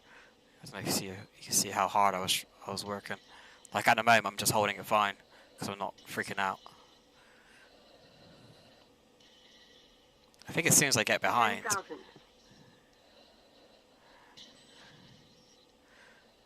Yeah. I was having trouble with holding speed, which should be the easiest part, really, but I'll have another stab at it. Copper 1-1. Mudhead 3-2. Ready. Roger. Alright, let's tell this dude to go home.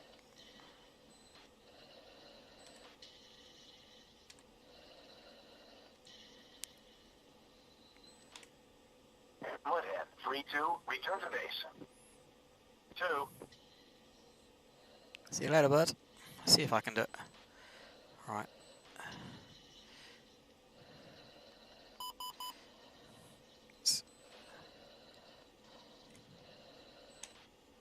Copper 1-1. Mudhead 3-1. Request clearance to refuel. Mudhead 3-1. Copper 1-1. You are number 1 to refuel. Mudhen 3-1, Copper 1-1. You are cleared to pre-contact position.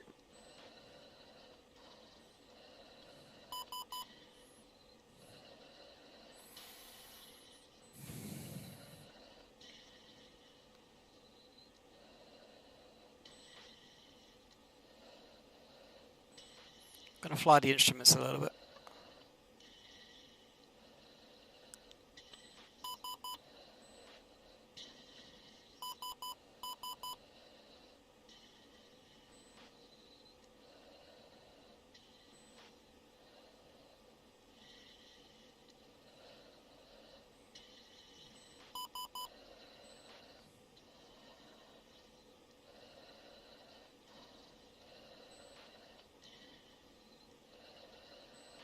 Yeah, I just gotta get connected.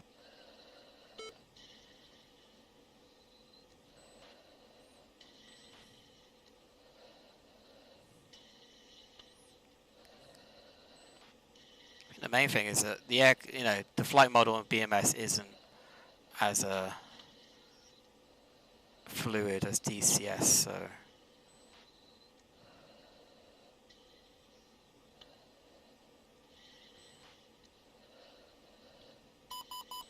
you can fly the numbers a little bit better.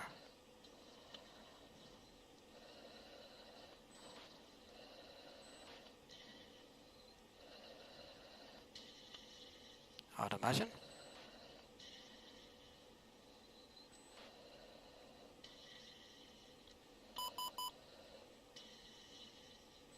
So gonna connect.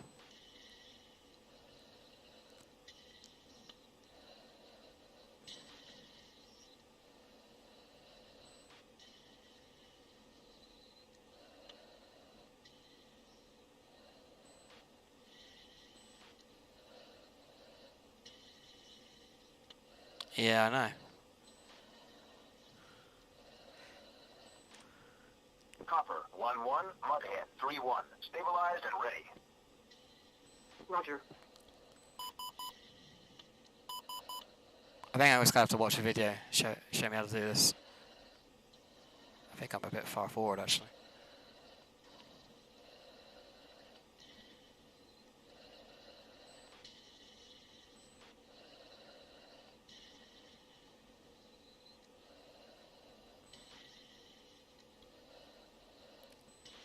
Come on, dude.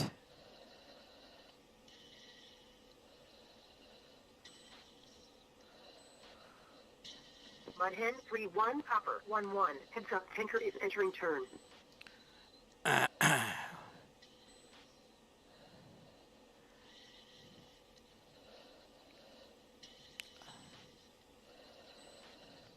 Yeah, I just kidding. I just can't get it to connect. It's the main thing.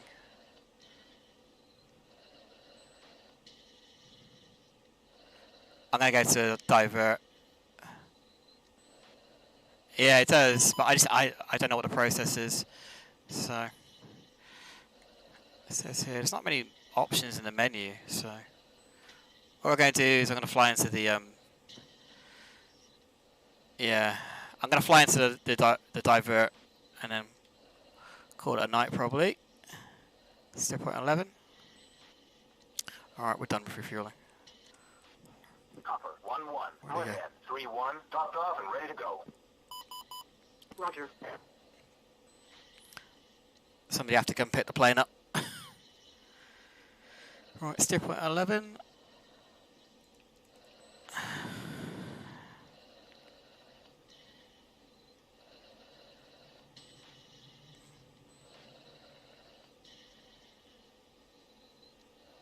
Please tell me I've got a divert.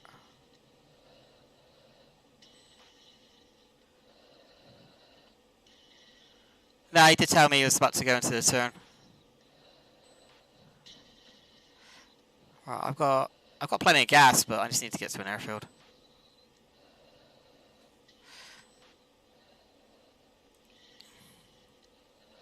Oh, right, okay. Oh, yeah, no, it doesn't tell you, does it? Right, this says this is the tanker point, so usually you have a divert airfield.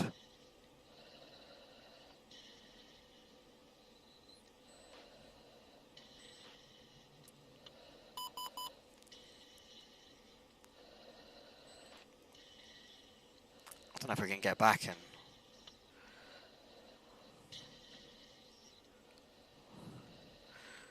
I don't know if we got enough gas to get all the way back. Yeah, it's usually a left-hand or yeah, left-hand racetrack, isn't it? I'd imagine.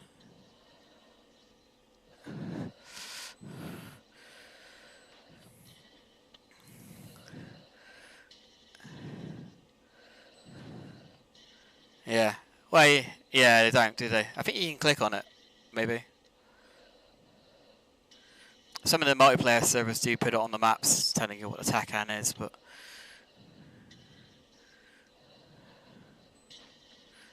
I'm not sure if I've got enough gas to get back. I would have really liked to have done that air-to-air then, but we'll get up high and we'll look for an airfield.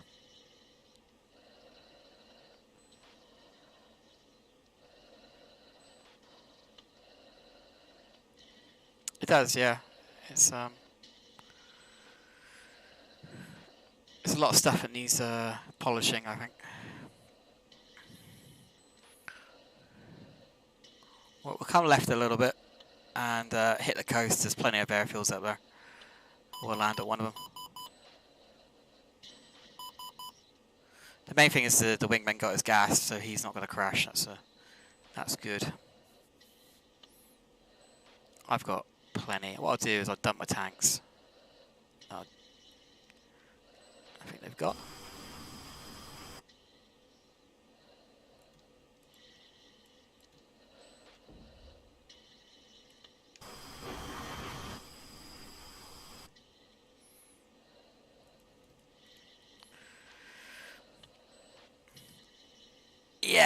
Yeah, like this makes you feel a bit more like a fighter pilot then. DCS is really good at the flight stuff and the models and obviously all the aircraft, but this is kind of gets you thinking about the mission and how you're going to accomplish your goals and stuff a bit more, which is nice. It's always been Falcon's always been like that though.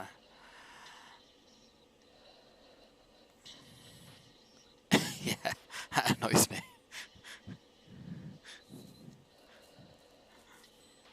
You hit something with a 2,000 pound bomb and it's just like, nah, it's alright.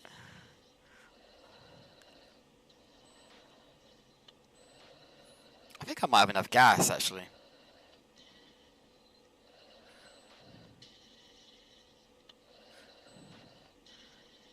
Like, I have dropped like a 2,000 pounder on a building and it's just like, just bounces off it.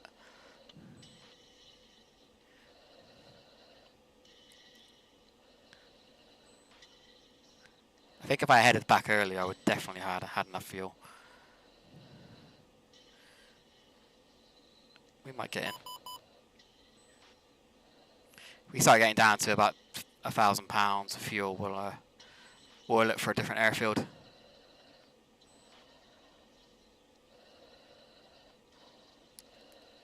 Yeah, I try not to.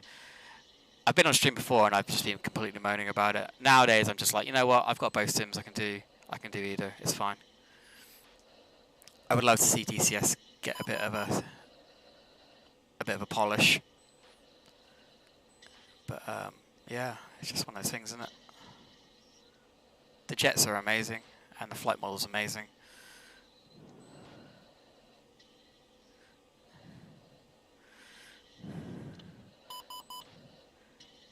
Yeah, I know. Like I said, I try not to worry about it too much.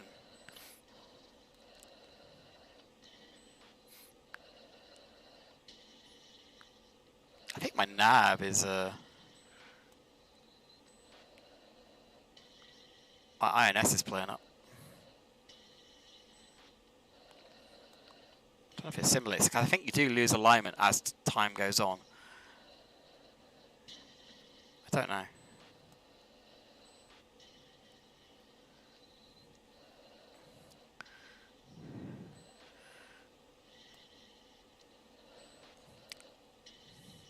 I said, I've been playing Falcon on and off since '98, I think. I think I bought it in '98 when it first came out.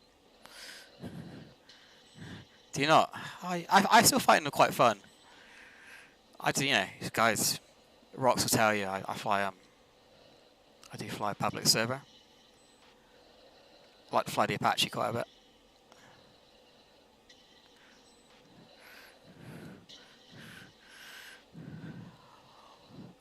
Okay. Yeah, I started doing some mission, like downloading some missions. I found that quite fun. What's my ground speed?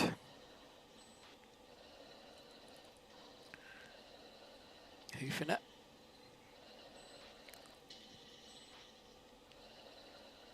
Stick the autopilot on.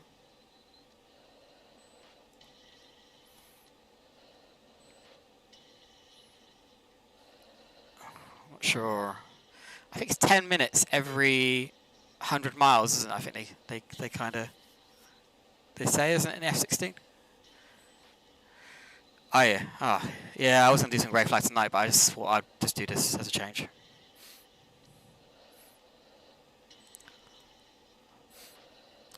Yeah. DCS is a bit like that though. It's a bit like, oh, you need to make your own phone a little bit. I don't know if you've heard of DCS Liberation, the version 6 now. I think they're going to. That's quite good. If you can, there's a new version of that coming out soon. I usually play is it 5.6 at the moment. You get a bit of a dynamic campaign going, which is fun.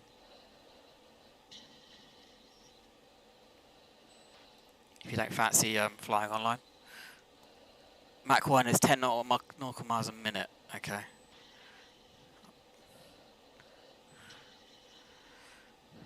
Just trying to do a fuel calculation in my head. I'm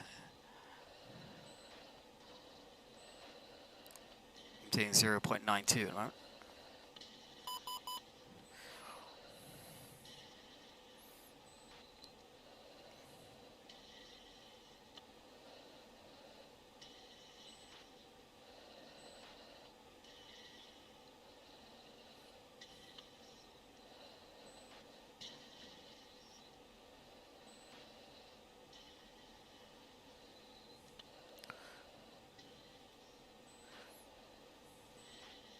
I would have liked to have got the refueling done, but I just could not get it hooked up. I don't know what's going on. But this is, I think this might be workable. Doing what? Got 3.8 in the tank. Ground speed's 540. Looks like I've probably got a bit of a headwind, but yeah, okay. 5. Yeah, it should tell me, shouldn't it? Is that telling me what I need, or? I'm guessing so.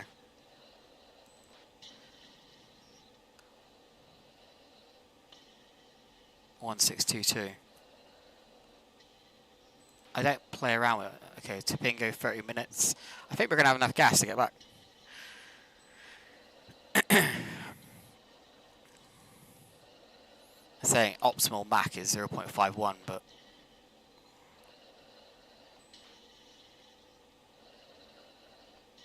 oh, okay. Well, it's still plenty though, isn't it? 1600. There's plenty of gas. Optimum altitude. We'll climb up to 39,000 feet then.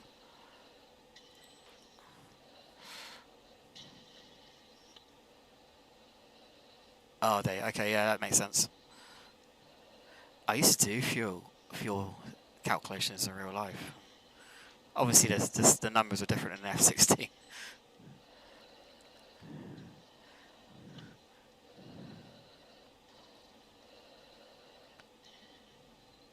The old triangle.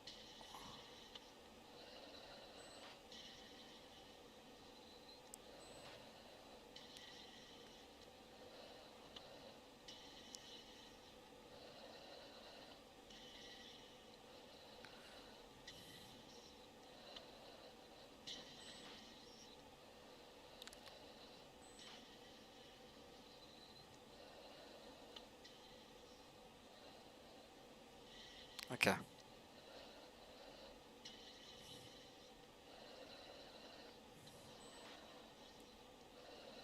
It doesn't latch, that's the only thing in this one. It's a bit difficult to tell sometimes if you're...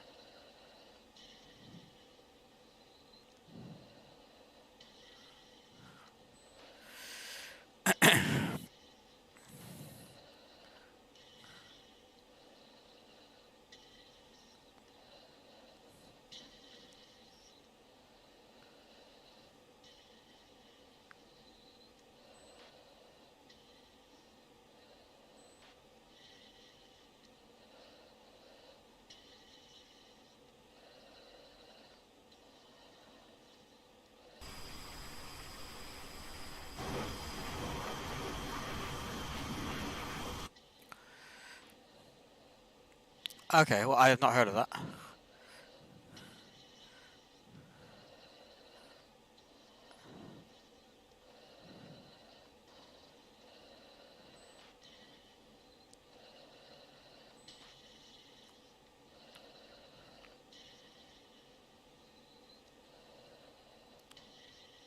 sure if you can run out of oxygen. Don't think so. Let's level up. Used to be one of my checks. O2 Feelum checks. Right control enter. Oh, no, I don't think it's a good idea.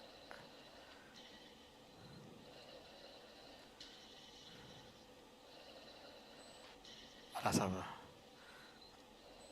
It went into Windows mode. I was like, ugh.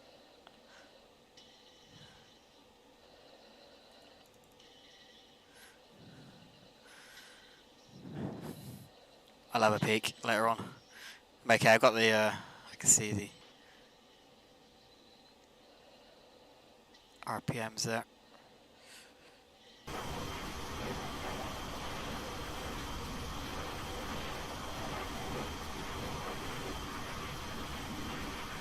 Randall 3, Magic 6, be advised, threat aircraft, bullseye 2, 5, 3, 1, 2, 2, 19,000.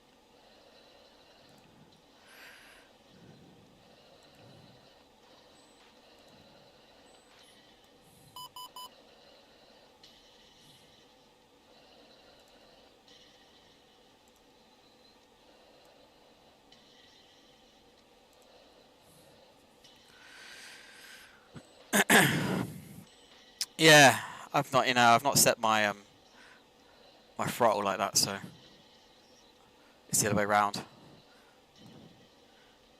Yeah, like in DCS it latches, doesn't it? You got to pull the. I'm guessing you have to pull that pinky, or maybe just push through it and it latches.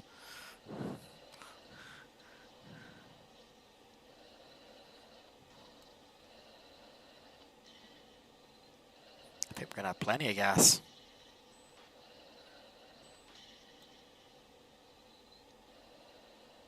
It was just that on my kneeboard, it was giving the min fuels, and I think they're being a bit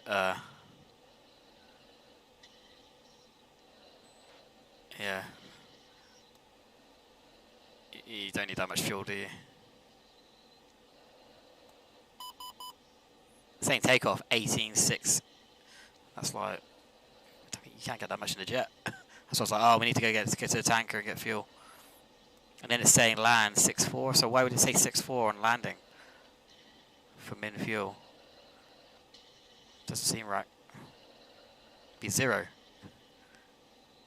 Or like, obviously MLA, minimum ullage allowance, whatever it is.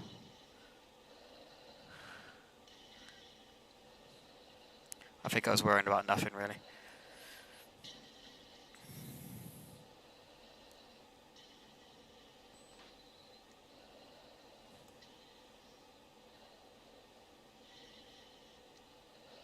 It is kind of, it's all automated now, it's just generated, so there's bound to be bugs. And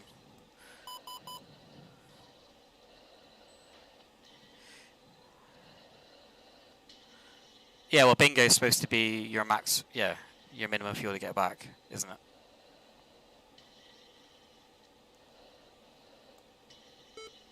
It's a calculation, if you were doing your flight planning, you would do that calculation. Obviously, it's an estimate, and you'd probably you'd have a minimum allowance as well on top of that. You don't want to be scraping it getting back to the airfield.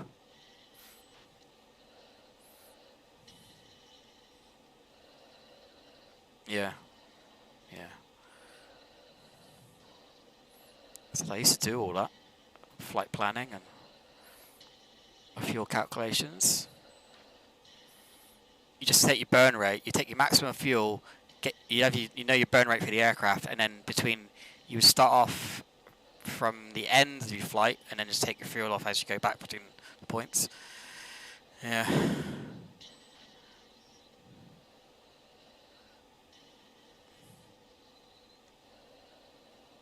Yeah, I think.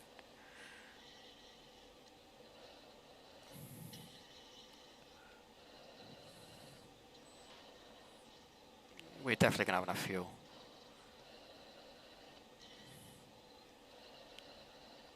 But this has been a mega mission. I don't know how long I've been streaming.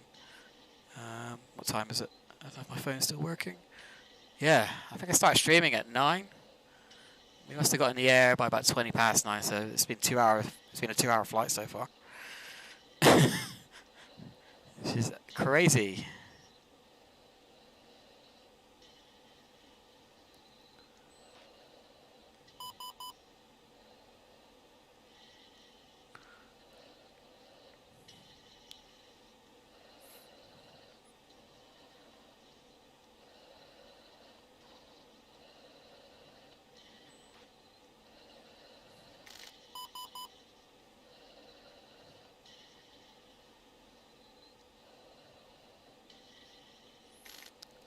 I don't think I've ever flown this high in BMS, to be honest. Only 40,000 feet. Yeah, but if you have hostiles, exactly, you don't know what's going to happen, do you? Just drain. If you start evading, you're going to start drinking fuel. And if you get into a dogfight, it's going to be even worse, isn't it?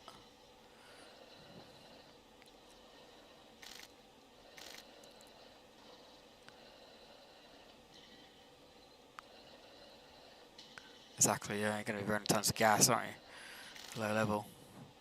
That's why this is a bit more complex than what I'm used to. Obviously, I was just flying in a recon plane for IRL.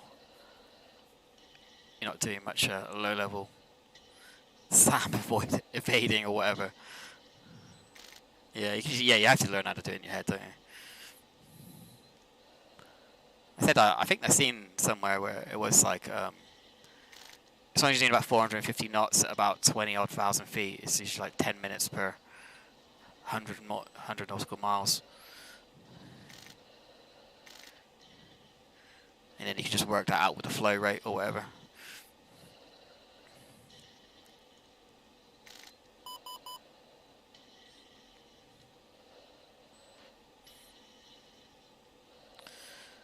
Saudi Arabia. I'm guessing everybody got back alive. I didn't hear anything on the radio.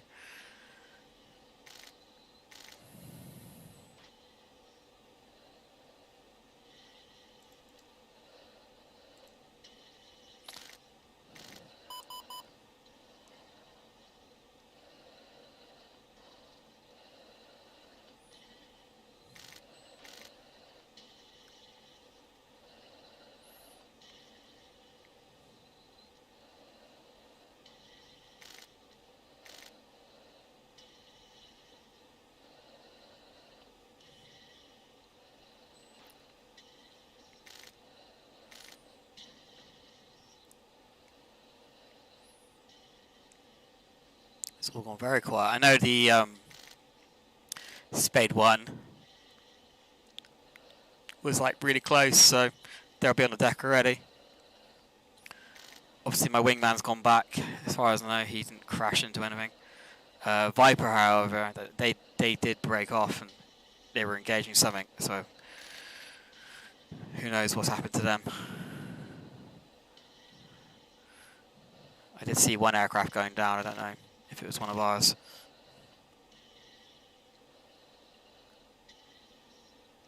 I didn't hear any SAR calls on the radio, but it was getting pretty hectic. I might have missed something. We'll find out in a bit when I get on the deck.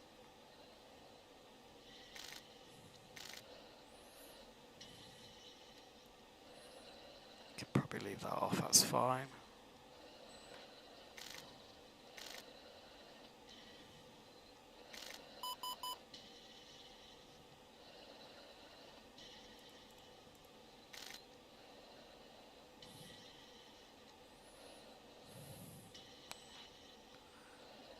Yeah, it's been an epic one. I don't think I've ever done a sortie this long either on Falcon, because I'm used to flying just Korea.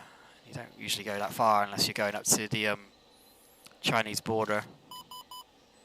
Obviously in this theatre, There's some pretty long-range bases and stuff. That's why I need to look at the tanker stuff to get that sorted, because you're going to need to do that.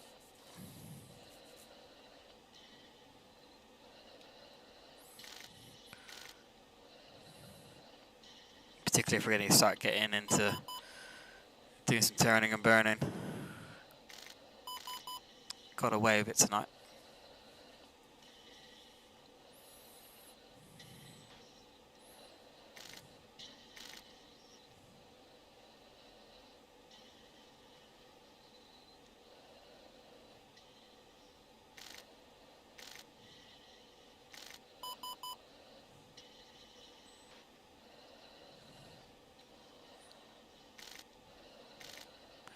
Got all the Patriots picking me up. Make sure you got your IFF on.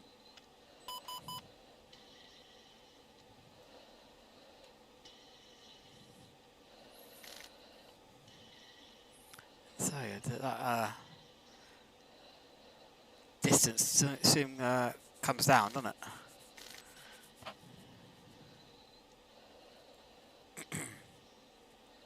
So I said we're going to Doha out here. I'm imagining where we are at the moment. Not sure actually. 2 secs. Yeah, we're kind of down here. I think we might be going feet wet in a minute. Might go into the descent.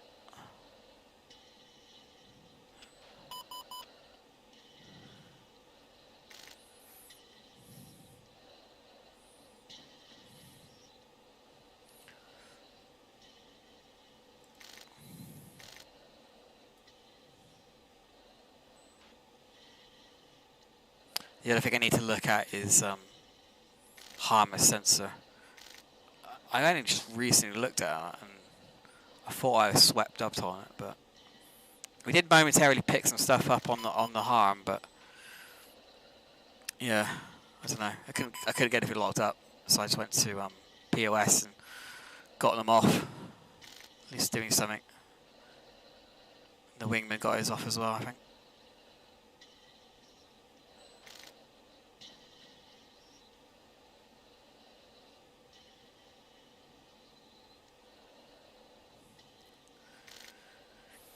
Fuel check 2.9. See the optimum aptitudes going up. We'll keep it at 39.5.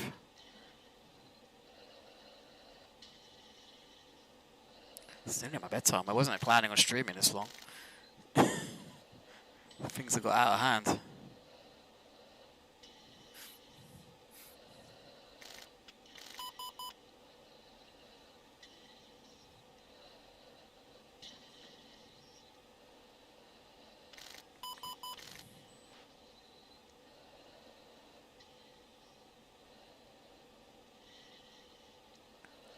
Yeah, well, it's because this campaign, obviously it's in the 90s, so early 90s as well. So it's very restrictive on what ordnance you can carry. They said I've only got sidewinders on.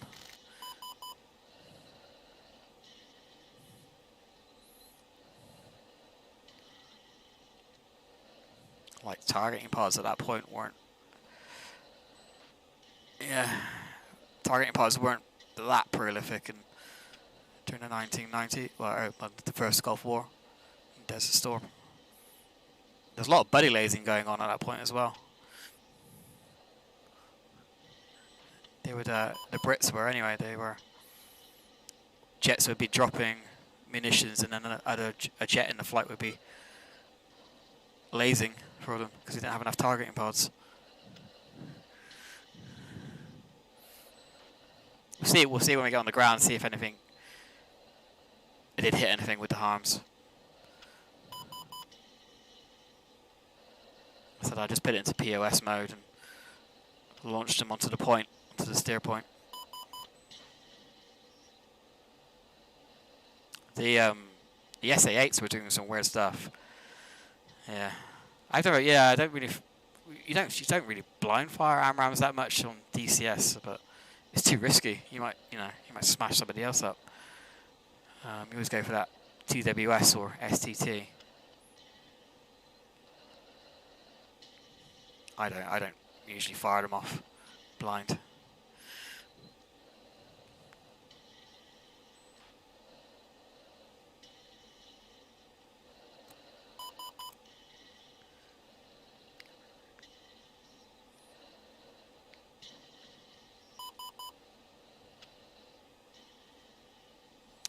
So that's 134. 27 in the tank. Turn my taxi lights off.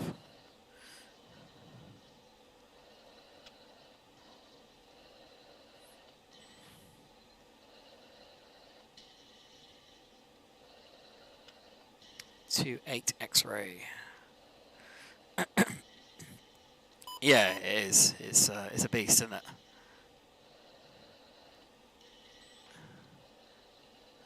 What am I doing?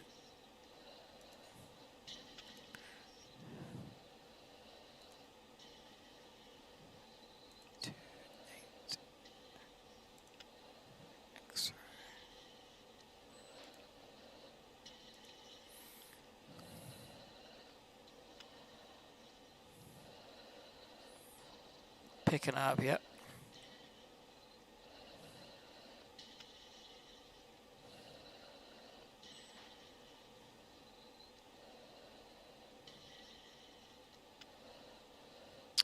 So the F-18 is the same.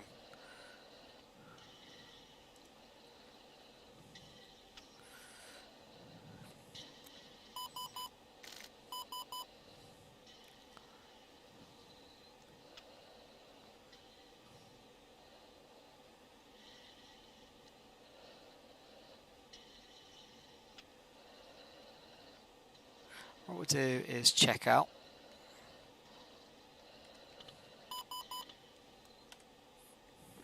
We are heading home.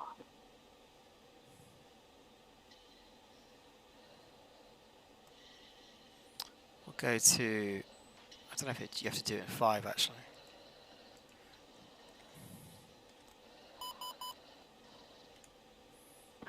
We are heading home. Doesn't matter, but Mud in 3 magic 6 copy. cool. We can go to arrivals. We'll call them 30 miles, I think it is.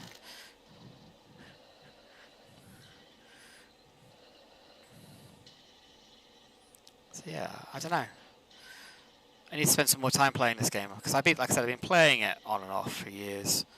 I've got my box back there behind me on the shelf, but I had Allied Force as well at some point. I don't know if I was done with that. I probably lost it when I was moving around. But yeah, tanking is just not something I've really done a lot of. Probably done it in a training mission years ago, but not in the campaigns. I need to get the is it the Baltic and the Balkans theatres downloaded.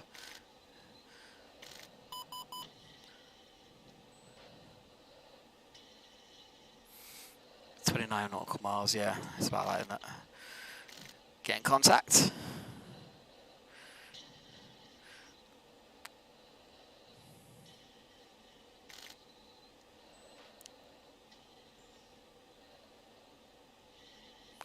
Let's just go feet wet.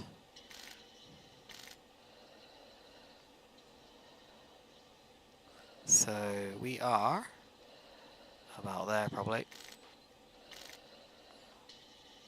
Ish.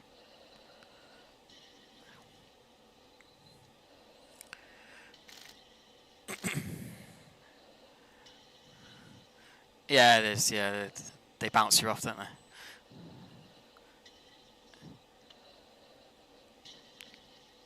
Normally, you just wouldn't get in contact with them. They'd be like, you wouldn't get them. Attenuation. So run way down now. Look.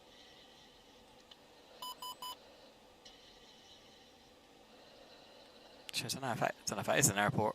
Looks weird, doesn't it?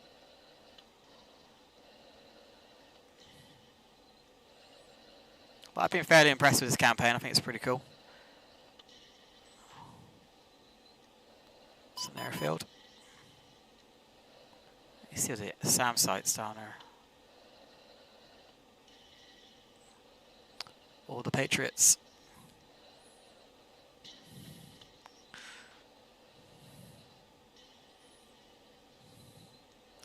I just like the feeling of being part of the war. It's cool. Like, I don't really matter, but what I do does have an effect. I like that feeling in my war games, not just my flight sims. I like it in all the different war games I've got. I quite like Silent Hunter and stuff, and other games, like some of the older flight sims.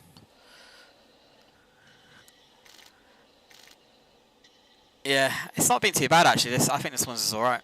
The placement's been really good. From what I've seen.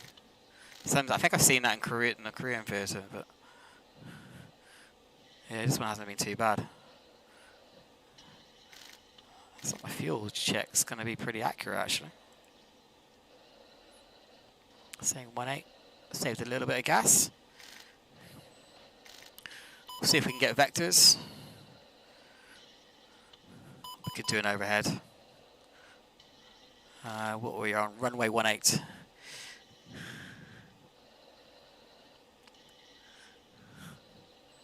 So yeah, I hope you guys enjoyed watching. I think it's been cool. Just like it's been pretty chilled out. Obviously the transit up towards the Iraqi border and stuff. That kind of I like just that quiet period going up there and thinking about what you're going to do, and then crossing the border and it all kicks off for a bit, and then you all flee across, back over the border, and then it all goes quiet again. I kind of like that. The anticipation.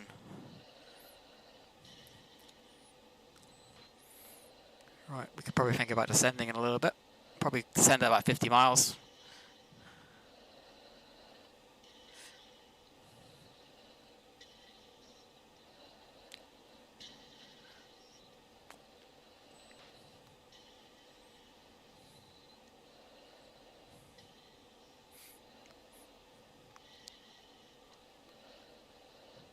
Trouble is, yeah, more to lose. Yeah, there is. It's a big time investment, like I was saying. If I'm going to stream this now, I need to kind of start streaming it a bit earlier, because yeah, these are epic missions. I like having it broke into little bits as well. So with the tanking, you've got to do the tanking in order to complete the mission. It's those little parts you've got to kind of achieve. It's nice. Okay, so this is Doha. We're about to descend. It's just an estimate. I don't know what the actual proper descent rate should be, but it's too late for that. Right. Let's get a descent going.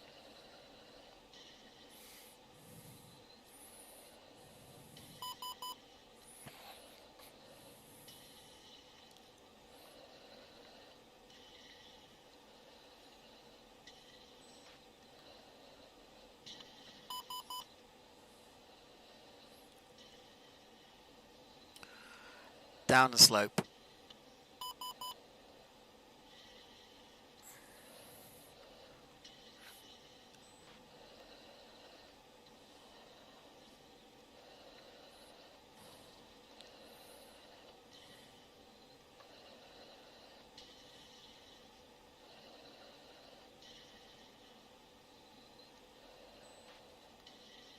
Looks like we're going through a thermal layer there. Oh, wait, the aircraft's bouncing around.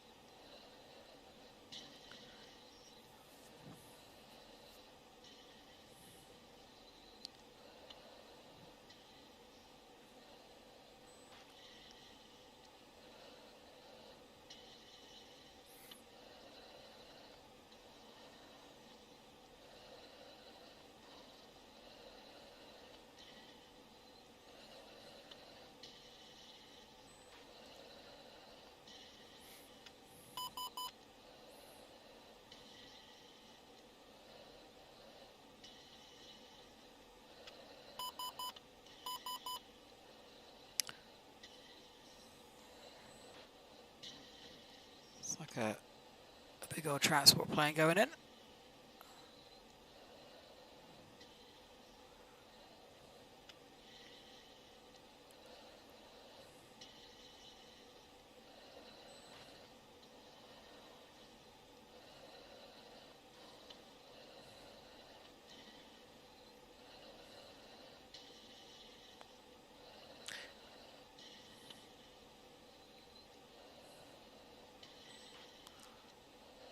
Yeah,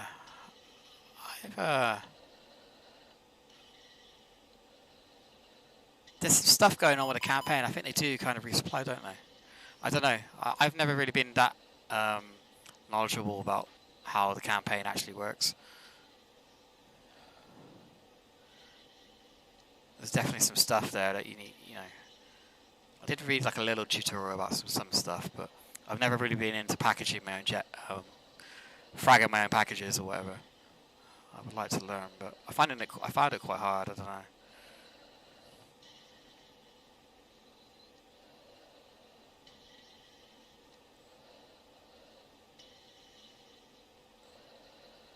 It's like a galaxy or something.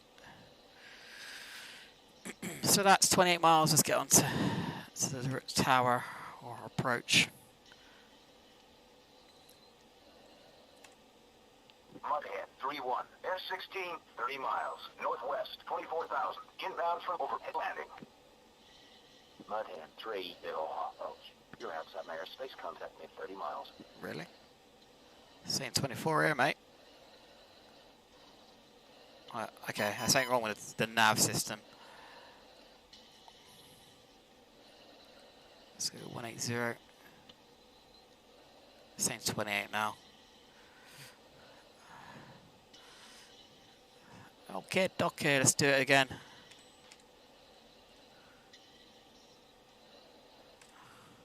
Mudhead 3-1, Air-16, 45 miles, northwest, 19,000, inbound from overhead landing. Good morning, Mudhead 3-1, approach. You're cleared all the way in. Overhead approach. Runway 18 right. Welcome back. So yeah, the airfield's H2981. Airfield's there. What was he saying there? Is it 18 right or? Agent 5 airborne. 2 shift F-16s 2000. Agent 5 departure. Fly heading 350. Resume on navigation. I mean that airfield. That's not that one. It's that one.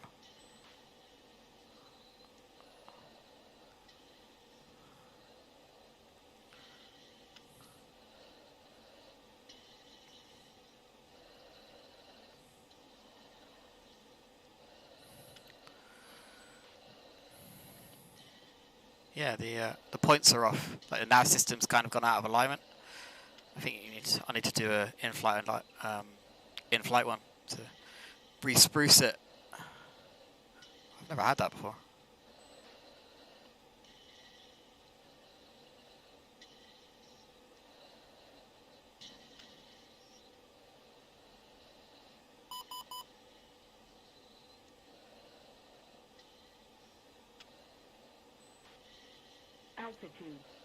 Altitude. I'm a bit disorientated. I don't know which airfield I'm supposed to be going into.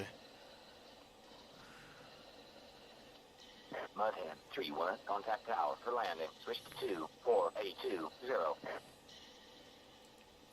Discombobulated.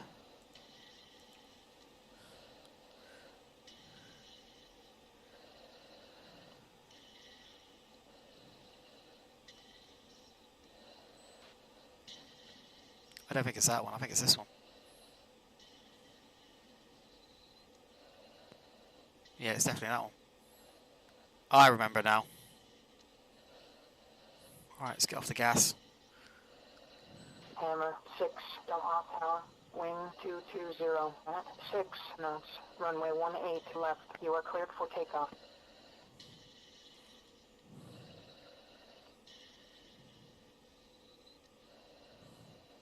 $400 knots, that'll be alright for the overhead.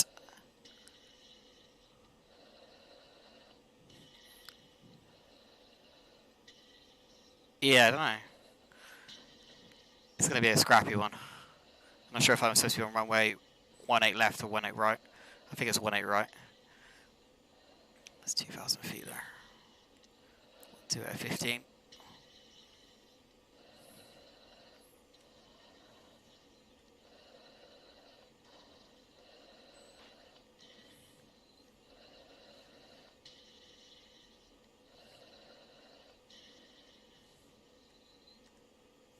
One break left.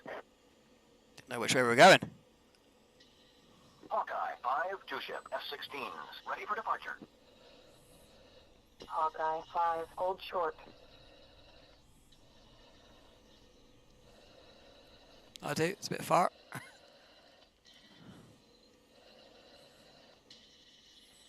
The 18 right, was it? Okay. I'm not very good at these overhead brakes, man. Extend a little bit. Hammer 6, contact departure. Do 2.5 probably.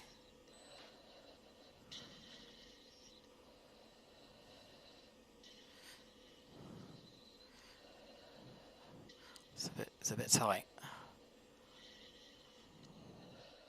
Alright, let's come around.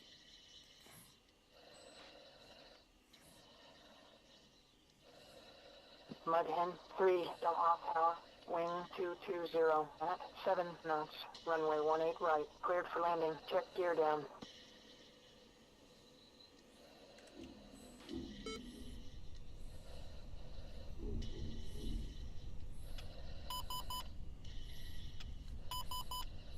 Landing feels so different than DCS. It takes a bit getting used to.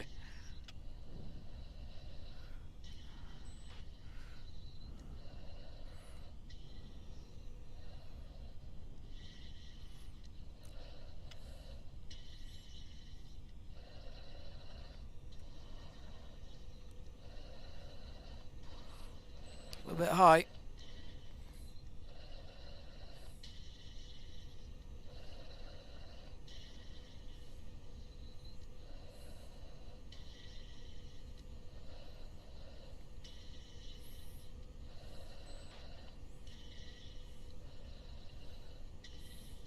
Hawkeye 5, dump off tower. Wing 220 at 6 knots. Runway 18 left. You are cleared for takeoff. Ooh, we're down.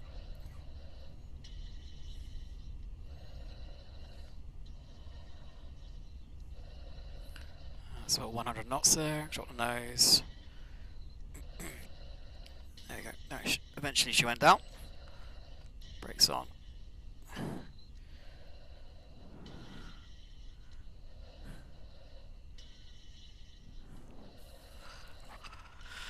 I won't taxi back, I'll just go straight out and have a look at the debrief.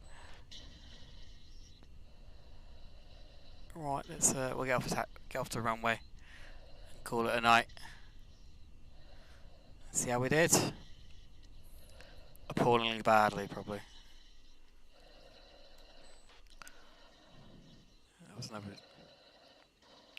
There was a load of jets out there. Nobody wants to see Mud Hen 3-1, contact ground. Switch to 4830. Nobody wants to see me taxiing. Right, let's end it. We survived, which was the main objective of the evening. Good. We had 2 KIAs. We didn't kill anything, but I had 2 misses. Mud Hen 3-2 didn't fire anything, but